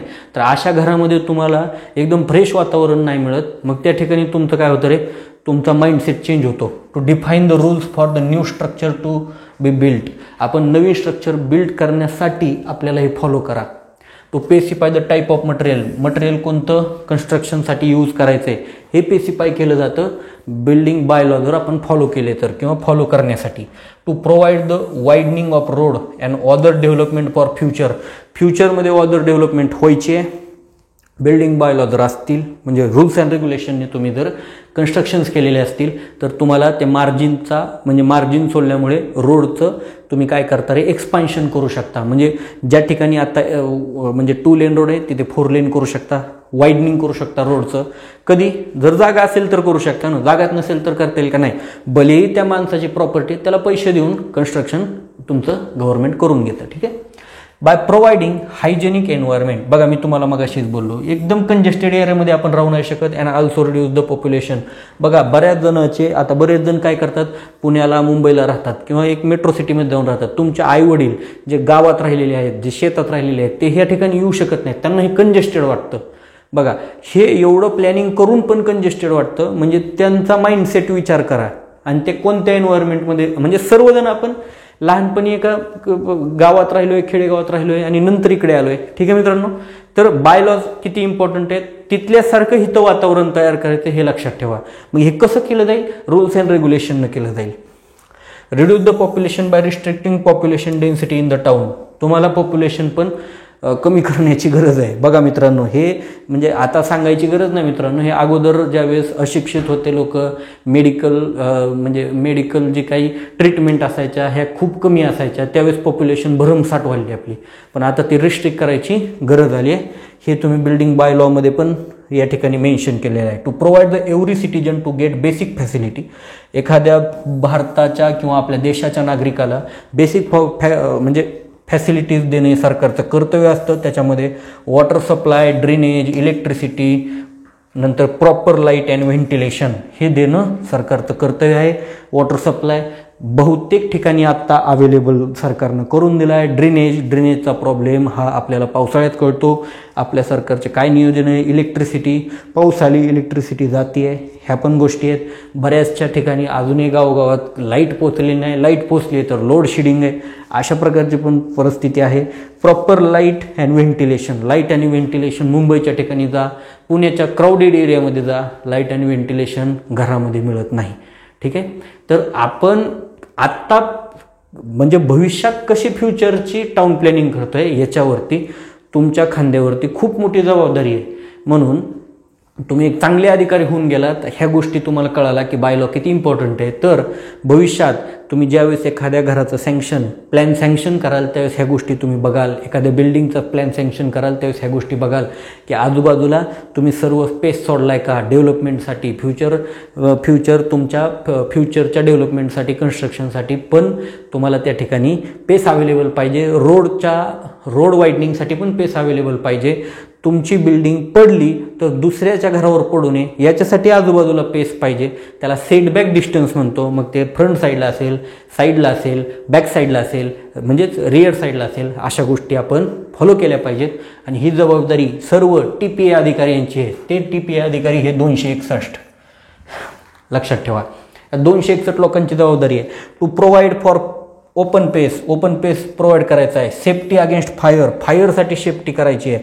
नॉईज अँड स्मोक, कुठंही कोणताही अनुचित प्रकार झाला नाही पाहिजे, फायर लागली नाही पाहिजे. ह्याच्यासाठी फायर कधी लागते, ज्या ठिकाणी कंजेस्टेड एरिया असतो अशा ठिकाणी काय होतं रे मित्रांनो, आग लागते. नॉईज, त्या ठिकाणी जास्त म्हणजे नॉईज वगैरे क्रिएट होऊ नये म्हणून आपल्याला काय करायचे, टाउन प्लॅनिंग करायचं आहे. ठीक आहे. Open space requirement. आता ओपन पेस रिक्वायरमेंट आजूबाजूला, आता हे घर बांधले, ह्या घराच्या बघा साईड सेटबॅक डिस्टन्स म्हणजे काय, आजूबाजूला आपण किती पेस ठेवतो आपल्या बिल्डिंगच्या, त्याला आपण सेटबॅक डिस्टन्स म्हणतो. म्हणजे साईडला आहे म्हणून साईड सेटबॅक, फ्रंटला असेल, घराच्या समोर असेल तर फ्रंट सेटबॅक. नंतर हे बॅक सेटबॅक, पाठीमागे असेल बॅक सेटबॅक. ही बिल्डिंगची हाईट आहे, हाईट पण किती ठेवायची याच्यासाठी तुम्हाला एक बेसिक फॉर्म्युला दिला आहे की हाईट एवढीच पाहिजे, याच्यापेक्षा जास्त नको आहे. ठीक आहे मित्रांनो. कारण तुमची बिल्डिंग पडली तर रोडवर पडू नये. रोडवर कुणी असेल तर ते पब्लिक प्रॉपर्टी आहे. तुमची बिल्डिंग ही तुमची प्रायव्हेट प्रॉपर्टी आहे. प्रायव्हेट प्रॉपर्टी पब्लिक प्रॉपर्टीमध्ये पडली नाही पाहिजे म्हणून काय करतो रे आपण, हाईटला रिस्ट्रिक्ट केलेलं असतं. ठीक आहे मित्रांनो. बघा, around the building the open space is required for light. तुमच्या घराच्या बाजूला जर ओपन पेस असेल तर सूर्यप्रकाश येईल ना त्याच्यात, तुमचंच भले. व्हेंटिलेशन येईल म्हणजे हवा व्यवस्थित येईल. Future expansion and also approach other properties, म्हणजे तुमच्यामुळे दुसऱ्यालाही प्रॉब्लेम होणार नाही जर तुम्ही आजूबाजूला काय केलं, व्यवस्थित जागा सोडली तर. Setback or open space in front. Setback, open space आपण फ्रंटमध्ये देतो, रिअरमध्ये देतो, साईडला देतो of the building depends upon the height of the building. हे सर्व कशावर डिपेंड आहे, सेटबॅक डिस्टन्स हे आपल्या हाईट ऑफ बिल्डिंगवरती डिपेंड आहे. हे लक्षात ठेवा. तुम्हाला एक्झाममध्ये क्वेश्चन विचारताल की setback distance is depends on height of the building. लक्षात ठेवा कशावरती, height of the building. W width, बघा width of open space around the building in metre. तुमची ही विड्थ किती ठेवायचे ओपन पेसचं, हे किती ठेवायचं, हे किती ठेवायचं, हे किती ठेवायचं, बॅकला किती ठेवायचं, हे कशावरती डिपेंड आहे तर 3 + h / 10 डिवाइड बाय 3. बघा हे 3 + h divide by 10 divide by 3. ठीक आहे. बघा मग हा तुमचा फॉर्म्युला आहे आणि हा फॉर्म्युला तुम्हाला काय करायचा आहे, म्हणजे हा फॉर्म्युला यूज करून तुम्ही काय करू शकता, विड्थ याच्या बाजूची विड्थ किती ठेवायची ते कळू शकता. 10 मीटरची हाईट असेल तर किती होईल रे? इथे 10 आलं, 10 डिवाइड बाय 10 1 येईल, म्हणजे 3 + 1 4, 4 डिवाइड बाय 3 असं तुमचं काय होईल 1 पॉईंट काहीतरी व्हॅल्यू येईल. ठीक आहे, बघा 1.3च्या अराउंड काहीतरी व्हॅल्यू येईल. तर 1.3 मीटर तुम्हाला सर्व बाजूनं मिनिमम डिस्टन्स ठेवावं लागेल. हे तुम्हाला लक्षात ठेवायचं आहे, बरोबर. बघा हे तुम्हाला लक्षात ठेवायचं आहे. हे तुम्ही सेटबॅक डिस्टन्स कसं काढता ह्याचा फॉर्म्युला आहे, हा फॉर्म्युला पाठ करा. When h is the height of the building in metre. बघा h काय हाईट ऑफ द बिल्डिंग आहे, त्यावेळेस कधी हा फॉर्म्युला यूज केला, जर हाईट ऑफ बिल्डिंग 25 मीटरपेक्षा कमी असेल तर हा यूज करा. Open space should not be less than 1.8 metre for rear side. Open space ही तुमची कशापेक्षा कमी नसली पाहिजे, तर 1.8 मीटरपेक्षा. स्टार करा ह्याला. रिअर साईड, रिअर म्हणजे तुमचं फ्रंट साईड. बघा रिअर साईड म्हणजे 1.8 metre for rear side for the building of height less than 10 metre. 10 metre जर बिल्डिंगची 10 मीटरपेक्षाही कमी असेल तर रिअर साईडला तुम्हाला 1.8 मीटर एवढी विड्थ सोडावीच लागेल, लक्षात ठेवा. Minimum width. मग फ्रंटला वगैरे तुम्हाला काय करावं लागेल रे? फ्रंटला तर ऑब्विसली तुम्हाला जास्त सोडावे लागेल. ठीक आहे, तर ह्या गोष्टी तुम्हाला लक्षात ठेवायच्या. हे सेटबॅक डिस्टन्सच्या रिलेटेड आहे. हा फॉर्म्युला महत्त्वाचा आहे. सेटबॅक डिस्टन्स कशावरती डिपेंड आहे, तर हाईटवरती डिपेंड आहे. हे सेटबॅक का करायचं आहे, तर त्याच्यासाठी हा फर्स्ट पॉईंट तुम्हाला लक्षात ठेवायचा आहे. व्हेंटिलेशन, नॅचरल एअर, ह्याच्यासाठी तुम्हाला हा युजफुल आहे, लक्षात ठेवा. नंतर बघा setback distance it is measure from centre line. कुठून मेजर केलं जातं? Centre line of the road. हा इम्पॉर्टंट आहे, याला स्टार करतोय बघा, लक्षात घ्या. Till the plinth of the building पासून ते सेंटर लाईन ऑफ द रोडच्या सेंटर लाईन पर्यंत जे डिस्टन्स असतं त्या डिस्टन्स पासून, म्हणजे तसं आपण काय केलं जातं रे? सेटबॅक डिस्टन्स तुम्ही मेजर केलं जातं. It is demarcated for future expansion of the road widening, parking of the vehicle, circulation or air. हे कशासाठी लागतं आपल्याला? तर एक्सपान्शन ऑफ रोड. भविष्यात जर रोड तुमचा एक्सपान्शन करायचा असेल तर रोड वाइडनिंग करायचे. पार्किंग ऑफ व्हेकलचं पार्किंग करायचे. थोडी तुमच्या बिल्डिंगच्या समोर जागा असेल तर अजून बेटर होईल. सर्क्युलेशन म्हणजे तुम्ही जाता येता ह्याच्यासाठी पण जागा पाहिजे. एअरसाठी हवा वगैरे व्यवस्थित त्या ठिकाणी असेल. तर मिनिमम सेटबॅक डिस्टन्स किती असलं पाहिजे? Village road, major district road, national highway, state highway, ह्याच्यासाठी रेसिडेन्शियल आणि इंडस्ट्रियल बिल्डिंगसाठी तुम्हाला काय दिले रे? सेटबॅक डिस्टन्स दिले. तर विलेज रोडसाठी 9 मीटर पाहिजे. इंडस्ट्रियल बिल्डिंगसाठी 15 मीटर. इंडस्ट्रियल बिल्डिंग आहे एखाद्या रोडच्या साईडला, त्या रोडच्या सेंटरपासून ती बिल्डिंगची प्रॉपर्टी लाईन म्हणजे प्लिंथ कुठून चालू झालं पाहिजे? 15 मीटरपासून. लक्षात घ्या. हे कसं आहे? हा रोड आहे बघा, हा रोड आहे आणि इथे तुमची बिल्डिंग आहे. विलेज रोड असेल, हा कोणता रोड आहे? Village road. त्यावेळेस बिल्डिंग ह्या सेंटर लाईन पासून मिनिमम याचं प्लिंथ पासूनचं तुमच्या सेंटर ऑफ बिल्डिंग पर्यंतचं डिस्टन्स किती पाहिजे? 9 मीटर पाहिजे. आणि इथं जर तुमची इंडस्ट्रियल बिल्डिंग असेल, हे रेसिडेन्शियलसाठी. इंडस्ट्रियल असेल तर इंडस्ट्रियल थोडी लांब सरकवा. का लांब घ्यायची? याच्यापासून जास्त प्रॉब्लेम होऊ शकतो तुमच्या रोडवरच्या लोकांना. याला आग लागली वगैरे काही झालं तर 15 मीटरपर्यंत येत नाही, म्हणून हे लांब ठेवायचं आहे. मेजर डिस्ट्रिक्ट रोड असेल, अजून तुम्ही लेंथ म्हणजे अजून तुम्ही डिस्टन्स वाढवा. 15 मीटर. इंडस्ट्रियल असेल तर 24 मीटर. बघा 9, 15 इकडे कॉपी केलं, इथं 24 घेतलं. नेक्स्ट नॅशनल हायवे आणि state हायवेपासून 30 metre.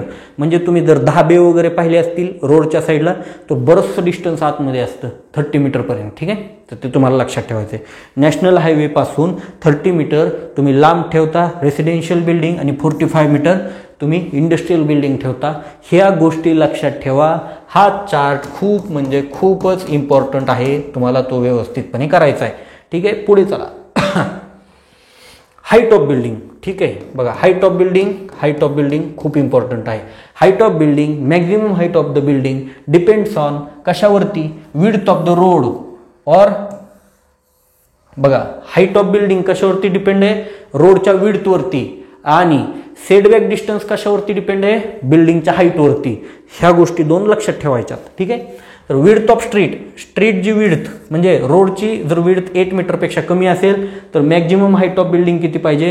1.5 times the width of the street. जी काय स्ट्रीटची विड्थ आहे, सपोज हा तुमचा 4 मीटरचा विड्थवाला रोड आहे, 4 मीटर आहे का नाही, 8 मीटरपेक्षा कमी आहे, ठीक आहे. मॅक्झिमम हाईट ऑफ बिल्डिंग, याच्या साईडला जी तुम्ही बिल्डिंगची हाईट कन्स्ट्रक्ट कराल ते किती असली पाहिजे, तर ह्या 4ला 1.5 ने मल्टिप्लाय करा, किती होईल रे मित्रांनो, 6 मीटर होईल, बरोबर.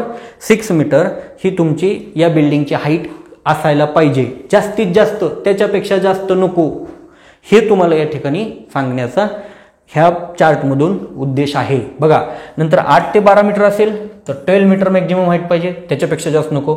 12 मीटरपेक्षा जास्त जर विड्थ असेल तुमच्या रोडची, त्याच्या साईडला जर बिल्डिंग कन्स्ट्रक्ट केली तर त्याची हाईट 24 मीटरपेक्षा जास्त नको आहे, नॉट ग्रेटर दॅन 24 मीटर. हे तुम्ही लक्षात ठेवा, ठीक आहे मित्रांनो, हे इम्पॉर्टंट आहे, हा चार्ट पण इम्पॉर्टंट आहे, लक्षात ठेवा. नंतर आहे बाथरूम आणि वॉटर क्लोजेटच्या रिलेटेड काय बिल्डिंग बायलॉजमध्ये सांगितलं आहे. बिल्डिंग बायलॉ म्हणजे काय रिस्ट्रिक्शन्स दिल्यात, काय तुम्हाला प्लॅनिंगसाठी गोष्टी दिल्यात, कशासाठी, बाथरूम आणि वॉटर क्लोजेटसाठी. बघा लक्षात घ्या, तर no bathroom or water closet shall be situated directly over any room. तुम्ही हॉलवरती डायरेक्ट बाथरूम वगैरे कन्स्ट्रक्ट करू शकत नाही, करायचं असेल तर त्याच्या पुढची कन्सेप्ट पण आहे, कारण डायरेक्ट काय होतं रे, तुम्हाला बाथरूम आणि वॉटर म्हणजे WC किंवा बाथरूममध्ये पाण्याचा जास्तीत जास्त काय होतो रे, यूज केलेला असतो, त्याच्यामुळे लिकेज होऊ शकतं. Other than another water closet, तुम्ही बाथरूम WC एक तर वरती काय असणार पाहिजे, बाथरूम आणि WCच पाहिजे, अशा ठिकाणी कन्स्ट्रक्ट करा. खाली पण WC आहे, त्याच वरच्या फ्लोअरला, त्याच लोकेशनला, जिथे खालचं आहे तिथेच काय पाहिजे, WC किंवा वॉटर क्लोजेट पाहिजे. वॉशिंग प्लेस, बाथरूम और टेरेस, अनलेस टेरेस असेल तरी काही इश्यू नाही. बघा लक्षात घ्या, टेरेसवर असेल वरती काही इश्यू नाही.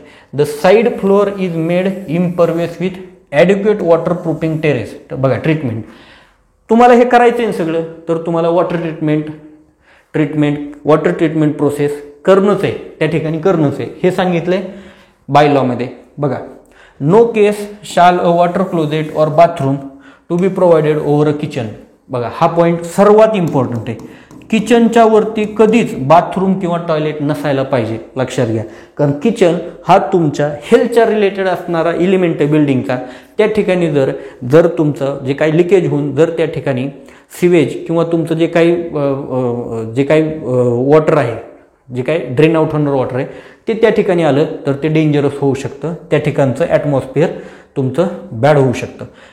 It shall be enclose by walls, जे वॉटर क्लोजेट आहे किंवा जे काही WC आहे ते वॉलने एनक्लोज पाहिजे किंवा पार्टिशन्सने एनक्लोज पाहिजे. And the surface of every such wall or partition shall be finish with smooth impervious material. ते तुमचं स्मूथ इम्परवियस मटेरियलनं काय केलं पाहिजे रे, तुम्ही त्याला कव्हर केलं पाहिजे आतमधून पण. हाईट बघा, त्या इम्परवियस मटेरियलची हाईट म्हणजे डॅडो वगैरे तुम्हाला माहिती आहे, घरामध्ये म्हणजे तुमच्या बाथरूम WC मध्ये डॅडो असतो. डॅडो काय असतो, तर जे काय पाणी पडतं त्याच्यामध्ये ते तुमच्या वॉलमधून खाली किंवा तुमच्या खालच्या फ्लोअरला जाऊ नये म्हणून डॅडो, म्हणजेच त्याला इम्परवियस फिनिश केले, त्या डॅडोलाच इम्परवियस फिनिश म्हणू शकतो. तर त्याची height not less than 1 metre पाहिजे, 1 मीटरपेक्षा तो लहान नसला पाहिजे. Above the floor of such room, त्या रूमच्या 1 मीटरपर्यंत तो डॅडो पाहिजेच पाहिजे, हे लक्षात ठेवा, हे बायलॉमध्ये सांगितलेलं आहे, ठीक आहे. बघा, आय होप सो तुम्हाला कळलेलं असेल. बघा आता लॉफ्ट माहिती ना मित्रांनो, असा लॉफ्ट असतो, याला बऱ्याचदा मॅझनाईन फ्लोअर पण म्हणतो. बघा, तर हा लॉफ्टच्या बद्दल बायलॉमध्ये काय आहे, ह्याचं लोकेशन कुठे, loft may be provided over किचनमध्ये करू शकतो. बऱ्याचदा आपण छोटे लॉफ्ट यूज करतो, त्याच्यावरती डबे वगैरे ठेवतो किंवा आपल्या किचनमधलं सामान ठेवतो किंवा घरातलं एखादं काही सामान असेल तर ते लॉफ्टमध्ये ठेवून देतो, ठीक आहे. बघा, habitable room, bathroom, water closet and corridor. Water closet वरती पण असतं बघा, लहान वॉटर क्लोजेट करायचं आणि वरती जागा ठेवायची, त्याच्यात तुम्ही तुमच्या घरातल्या वस्तू ठेवू शकता. आपल्या घरात स्टोर रूम थोडीच असणार आहे मित्रांनो, आपण गरीब माणसं, आपण काय करणार, लॉफ्ट तयार करणार, लॉफ्टवरती सगळं ठेवणार. म्हणजे बघा, प्रत्येक गोष्टीला आपण सोल्युशन काढले, आपण काहीतरी क्रिएटिव्हिटीनं अरेंजमेंट केले. Within a tenant residential building, in a shop and industrial buildings. हा लॉफ्ट शॉपमध्ये पण असतो किंवा इंडस्ट्रियल बिल्डिंगमध्ये पण असतो, हे पण तुम्हाला लक्षात ठेवायचं आहे. हाईट हा सर्वात इम्पॉर्टंट टॉपिक आहे. हा कुठे असतो, काय असतो, हा इथे आहे, पण ह्याची हाईट इम्पॉर्टंट आहे. Height of the loft shall not be more than 1.5 metre. बघा, हा 1.5 मीटरपेक्षा वरी नसला पाहिजे. तुम्हाला तो घेता पण आलं पाहिजे तिथल्या वस्तू ठेवलेल्या, म्हणून तो 1.5 पेक्षा जास्त हाईटवरती नसला पाहिजे. If it exceed 1.5 metre it shall be counted toward FSI. जर तो 1.5 मीटरपेक्षा वरती असेल तर त्याला FSI मध्ये काउंटेड करायचं, अदरवाईज त्याला तुम्ही FSI मध्ये घेत नाही. बरोबर, हे लक्षात ठेवा. The loft in non residential building, जर तुम्ही रेसिडेन्शियल बिल्डिंगसाठी लॉफ्ट यूज करत नसाल तर it shall be located at least 2 metre away from the entrance. एंट्रान्सपासून म्हणजे इंडस्ट्रीमध्ये वगैरे जर लॉफ्ट यूज करत असाल तर जिथून त्या रूममध्ये तुम्ही एंट्री करणार आहे तिथून 2 मीटर तो पुढे असला पाहिजे, नंतर तो चालू झाला पाहिजे. नाहीतर तुम्ही आल्या तुम्ही तुमच्या विचारात असता किंवा नॉर्मली आपण एवढं बघत नाही, आल्याकडे डायरेक्ट आतमध्ये घुसतो, डोक्याला लागणार. बरोबर, तर तो काय करा, लांब ठेवा, 2 मीटर तुम्ही पुढे ठेवा. ठीक आहे, बघा हे असं लक्षात ठेवा. काहीतरी लक्षात ठेवण्यासाठी तुम्हाला ट्रिक्स पाहिजेत. ठीक आहे मित्रांनो, आणि प्रत्येक गोष्टीच्या मागं एक सायंटिफिक रिझन आहे आपल्या इंजिनिअरिंगमध्ये. पुढे बघा, रॅम्प फॉर पेडेस्ट्रियन. रॅम्प का यूज करतो रे? एखादी व्हेकल न्यायची तुम्हाला एका फ्लोअरवरून वरच्या फ्लोअरवरती, तुम्ही स्टेअरकेसवरून नेऊ शकता? नाही.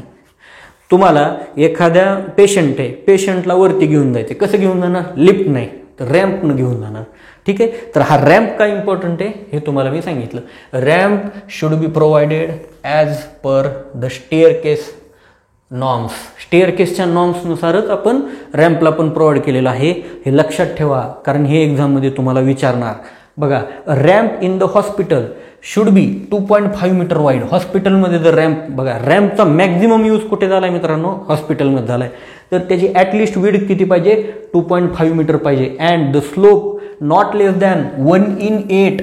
ह्याला तुम्ही लाईटली घेऊच नका मित्रांनो, हा सर्वात इम्पॉर्टंट टॉपिक आहे. हे 2 मी ज्याला सर्कल केलेत हे तुमचे पाठच पाहिजेत फॉर व्हेहिक्युलर ट्रॅफिक. व्हेहिक्युलर ट्रॅफिक आहे तर त्यावेळेस बघा, तुम्ही हॉस्पिटलमध्ये नेताय तर 2.5 मीटर विड्थ पाहिजे आणि 1/8 हा त्याचा स्लोप पाहिजे. म्हणजे काय रे, 1/8 म्हणजे काय? बघा, तुम्ही 8 मीटर जर हॉरिझॉन्टल डिस्टन्स कव्हर केलं तर तुम्ही 1 मीटर व्हर्टिकल डिस्टन्स कव्हर केलं पाहिजे. हा 1 मीटर आणि हा 8 मीटर, हे लक्षात ठेवा. म्हणजे एवढं तुमचं इन्क्लिनेशनसाठी हा तुम्हाला स्लोप दिला आहे. आणि व्हेहिक्युलर ट्रॅफिकसाठी काय रे, 1/12. व्हेकलसाठी जास्त इन्क्लाइन नको आहे, इथं थोडंसं इन्क्लाइन पाहिजे. म्हणजे हा 12 आणि हा तुमचा 1. बघा, हा 1 मीटर आणि हा लेंथ किती पाहिजे? 12 मीटर. बघा, ही लेंथ किती पाहिजे? 12 मीटर पाहिजे. म्हणजे व्हेकलला कमी स्लोप आहे आणि तुमच्या नॉर्मली पेडिस्ट्रियनसाठी, हॉस्पिटलसाठी स्लोप जास्त आहे, 1/8 आहे. ठीक आहे, आणि सर्वात महत्त्वाचं नॉन स्लिपरी फिनिश पाहिजे. त्याच्यावरती बघा फिनिशिंग कसं केलेलं असतं, त्याच्यावरती टाईल्स असतील तर त्या फ्लोरिंग कसं असेल तर नॉन स्लिपरी असतं, हे बेसिक आहे. हँडरेल बघा, आता दोन्ही तुमचा हा काय रे, रॅम्प आहे, तर रॅम्पला हँडरेल पण पाहिजे. रॅम्पला हँडरेल दोन्ही साईडला असतं, लक्षात ठेवा. त्याची हाईट मिनिमम 0.90 मीटर पाहिजे, लक्षात ठेवा. Handrail shall be provided on both the sides of the ramp and minimum height 0.9 metre. 0.9 metre पाहिजे, नाहीतर पेशंट काय होईल, जर काही प्रॉब्लेम झाला किंवा जे काही त्या ठिकाणी लोक असतात ते घेऊन जात असतात हॉस्पिटलचे कर्मचारी, तर त्या ठिकाणाहून काही प्रॉब्लेम झाला तर पेशंटच पडू शकतो. पेशंट डायरेक्ट वरून खाली, खालून डायरेक्ट वर. म्हणून काय पाहिजे तुम्हाला, दोन्ही साईडला काय पाहिजे रे, काय पाहिजे? दोन्ही साईडला हँडरेल पाहिजे. म्हणून काय होईल, पेशंट खाली येणार नाही. For every 9 metre of ramp length. बघा, हा सर्वात इम्पॉर्टंट टॉपिक. तुमची लेंथ आत्ता तुम्ही डिस्टन्स किती कव्हर केले? 9 मीटर. 9 मीटर नंतर एक तुमची लँडिंग पाहिजेच, ज्याची किती रे, 1.5 मीटरची लँडिंग पाहिजेच. म्हणजे तुम्ही इन्क्लाइन चालत गेलाय, तुमच्यात पण एक एनर्जी आहे बघा, तो घेऊन जाणारा तो दमतो. मग तुम्ही एव्हरी 9 मीटरला एक तुम्ही हॉरिझॉन्टल जर हे आला, हॉरिझॉन्टल प्लॅटफॉर्म आला की तो काय होतो रे, त्याची एनर्जी रिकवर होते. म्हणून every 9 metre of ramp length there should be 1 landing of 1.5 metre width. ठीक आहे, landing of minimum 1.5 metre length shall be provided at every entry and exit of ramp. Entry आणि एक्झिटला 1.5 मीटर पेस असायलाच पाहिजे. हे बघा, हे नॉर्म्स लक्षात ठेवा, हे एक्झाममध्ये बऱ्यापैकी विचारतात. ठीक आहे, बघा नेक्स्ट आहे पॅरापेट. बघा पॅरापेट. आता हे पॅरापेट काय मित्रांनो, हे घर आहे तुमचं, बघा सर्वांना माहिती आहे, याच्यावरचा ही जी संरक्षण भिंत असते, संरक्षण भिंत, ठीक आहे, संरक्षण भिंत म्हणू आपण. बघा ह्याला पॅरापेट म्हणतो. लहान मुलं वगैरे ह्याच्याहून खाली पडत नाहीत, बरोबर. लहान मुलं काय असतात, ते खेळत खेळत कुठेही जातात, काही करतात, किंवा म्हातारे माणसं असतील किंवा आपल्या घरातले जे काय आजी आजोबा असतील ते या ठिकाणून पडू नये म्हणून काय असतं, आपण काय केलेलं असतं, तर पॅरापेट वॉल कन्स्ट्रक्ट केलेली असते. Parapet wall and handrails provide on the edge of the roof terrace बाल्कनीला पण आपण हँडरेल किंवा पॅरापेट वॉल कन्स्ट्रक्ट केलेले असते. Shall not be less than 1.05 metre. लक्षात ठेवा, हा NBC नुसार ठरवलेला आहे, हे आपण बायलॉजमध्ये आहे आणि हे खूप इम्पॉर्टंट आहे. बघा याचं फॉलो करायलाच पाहिजे आपण. 1.05 मीटरपेक्षा ती लहान नसली पाहिजे फ्रॉम द फिनिश फ्लोअर लेवलपासून त्याच्यापेक्षा ती लहान नसली पाहिजे, त्याची हाईट कमी नसली पाहिजे. ठीक आहे. आय होप सो तुम्हाला हे पॅरापेट वॉल किंवा हे सर्व समजत असेल, फक्त हे लिहून घ्या एवढीच विनंती आहे. आता याचे क्वेश्चन बघा. प्रिन्सिपल्स ऑफ प्लॅनिंग इज, कोणते प्रिन्सिपल ऑफ प्लॅनिंग आहेत? ओरिएंटेशन आहे का? FAR आहे का? FAR प्रिन्सिपल ऑफ प्लॅनिंग आहे का? प्लिंथ एरिया हा प्रिन्सिपल ऑफ प्लॅनिंग आहे का? प्लॉट एरिया हा प्रिन्सिपल ऑफ प्लॅनिंग आहे का? नाही. प्रिन्सिपल ऑफ एरिया म्हणजे प्रिन्सिपल ऑफ प्लॅनिंग हा फक्त ओरिएंटेशन आहे. ओरिएंटेशन, ग्रुपिंग, आस्पेक्ट, प्रॉस्पेक्ट, बरोबर, प्रायव्हसी, पुन्हा आणखी एलिगन्स, फर्निचर रिक्वायरमेंट, हे तुमचे काहीतरी असे बरेचसे आहेत, तुम्ही अजून बघा ते. ठीक आहे. बघा हे काहीतरी तुमचे मित्रांनो प्रिन्सिपल ऑफ प्लॅनिंग आहेत. मग हे FAR हे एरियाचे टाईप आहेत, हे ह्याच्यात येणार नाहीत. ठीक आहे. बघा पुढे बघा, फ्लोअर एरिया रेशो. मी तुम्हाला सांगितलं होतं FSI म्हणजेच काय असतं रे? FAR, floor area ratio. FSI का द्यायचा? कारण एकदम चांगली डेव्हलपमेंट झाली पाहिजे तुमच्या एरियामध्ये म्हणून. Floor space index FSI, correct. ह्याला FSI म्हणतो आपण, FSI म्हणजे तुमचा आन्सर करेक्ट पहिल्यातच मिळालं. फ्लोअर पेस नंबर नाही, फ्लोअर पेस एरिया नाही, इंडेक्स आहे, इंडेक्स. बघा इंडेक्स आहे. फ्लोअर पेस व्हॉल्यूम पण नाही, व्हॉल्यूम नाही, एरिया नाही, हा इंडेक्स आहे. ह्याला फ्लोअर एरिया रेशो म्हणतो.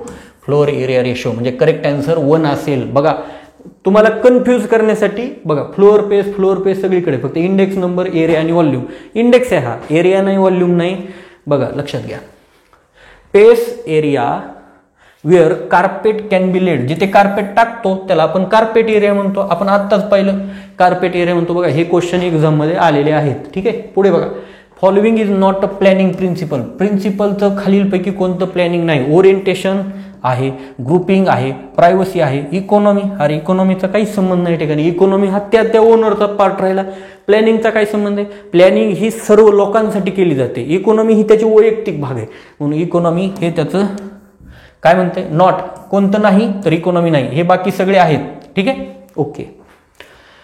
बघा हे आन्सर आहे करेक्ट. हे इकॉनॉमी हे प्रिन्सिपल ऑफ प्लॅनिंग नाही. प्रिन्सिपल ऑफ प्लॅनिंग कोणतेच? तर ओरिएंटेशन, ग्रुपिंग आणि प्रायव्हसी. ठीक आहे. पुढे बघा मित्रांनो, अशा पद्धतीनं मी तुम्हाला बिल्डिंग प्लॅनिंग आणि ड्रॉइंगचा एक कंटेंट सांगितलेला आहे आणि त्यानंतर बिल्डिंग प्लॅनिंगच्या रिलेटेड सर्व जेवढे काही माझ्या पॉईंट ऑफ व्ह्यू इम्पॉर्टंट वाटतात असे मी कन्सेप्ट घेतलेले आहेत. तुम्हाला पण कोणती इम्पॉर्टंट वाटत असेल तर ते तुम्ही कॉमेंटमध्ये लिहा, आपण ते पण घेण्याचा प्रयत्न करू. एक लक्षात ठेवा, तुमचा building planning and drawing, emerging trends in civil engineering, environmental studies आणि कम्प्युटर एडेड ड्रॉइंग हा मी मॅक्झिमम माझी जेवढी ॲबिलिटीज आहेत किंवा मला जसा टाईम मिळतोय किंवा मला जसं बाकीच्या गोष्टी आहेत ह्याच्यानुसार जेवढा टाईम मिळेल ना तेवढं मी घेण्याचा प्रयत्न करणार आहे आणि 100% मॉक टेस्ट देणार आहे. ठीक आहे मित्रांनो, मी प्रयत्न करीन. बघा मित्रांनो, मी प्रयत्न करू शकतो, मी तुम्हाला कन्फर्म नाही सांगू शकत. बघा फक्त मला सर्व विद्यार्थ्यांना एकच सांगायचं आहे, अभ्यास स्वतः करा, कुणाच्या भरवशावर राहू नका. इवन माझ्या पण नाही की मी हा पुढचा व्हिडिओ बनवेन नाही बनवेन माहीत नाही, कुणाच्याच भरवशावर राहू नका. स्वतः अभ्यास करा. सर्व मटेरियल MSBTच्या किंवा तुमच्या बाकीच्या बऱ्याचशा वेबसाईट आहेत त्या वेबसाईटवरती आहेत, शोधा. जे पाहिजे ते इंटरनेटवर टाका, तुम्हाला सर्व मिळतंय. NBC नॅशनल बिल्डिंग कोड तुम्हाला त्या ठिकाणी मिळतोय. मी जेवढं पॉसिबल आहे तेवढं सर्व मटेरियल माझ्या टेलिग्राम ग्रुपवरती म्हणजे आपल्या टेलिग्रामवरती टाकलेला आहे. तुम्ही त्या ठिकाणी जर तुमची इच्छा असेल तर जॉईन करा. ठीक आहे मित्रांनो. आणि सर्वात महत्त्वाचं कोणत्याही फास्ट ट्रॅकच्या नादी लागू नका. फास्ट ट्रॅकनं सिलेक्शन होत नाही. अभ्यास हा तुम्हालाच करायचा आहे. हार्डवर्क करा, एकदम हार्डवर्क करा. आजपासून एक नियर अबाउट 2-3 महिन्यानंच एक्झाम होणार आहे, त्याच्या अगोदर तर होणार नाही. सर्वांनी व्यवस्थित फॉर्म भरा. तुमच्या बऱ्याच मित्रांपर्यंत हा कंटेंट पोहोचवण्याचा प्रयत्न करा. कारण बघा मित्रांनो, मी माझ्या पॉईंट ऑफ व्ह्यू जेवढं बनवायचा प्रयत्न करतोय तेवढं तुम्हाला देतोय आणि मी तुम्हाला पुरेपूर सर्व गोष्टी देण्याचा प्रयत्न करणार आहे. ठीक आहे मित्रांनो. जर तुम्हाला व्हिडिओ आवडला असेल तर ह्या व्हिडिओला लाईक करा, सबस्क्राईब करा जर आणखी पण केलेलं नसेल तर. आणि मित्रांनो, हा व्हिडिओ पूर्ण बनवून याच्या व्यवस्थितपणे नोट्स काढा आणि तुमच्या मित्रांना ज्याला गरज वाटते तुम्हाला की हा अरे हा खरा अभ्यास करतोय, याला गरज आहे, ह्याच्याकडे रिसोर्स नाही, तर त्याला तुम्ही पाठवा. ठीक आहे मित्रांनो. खूप खूप धन्यवाद.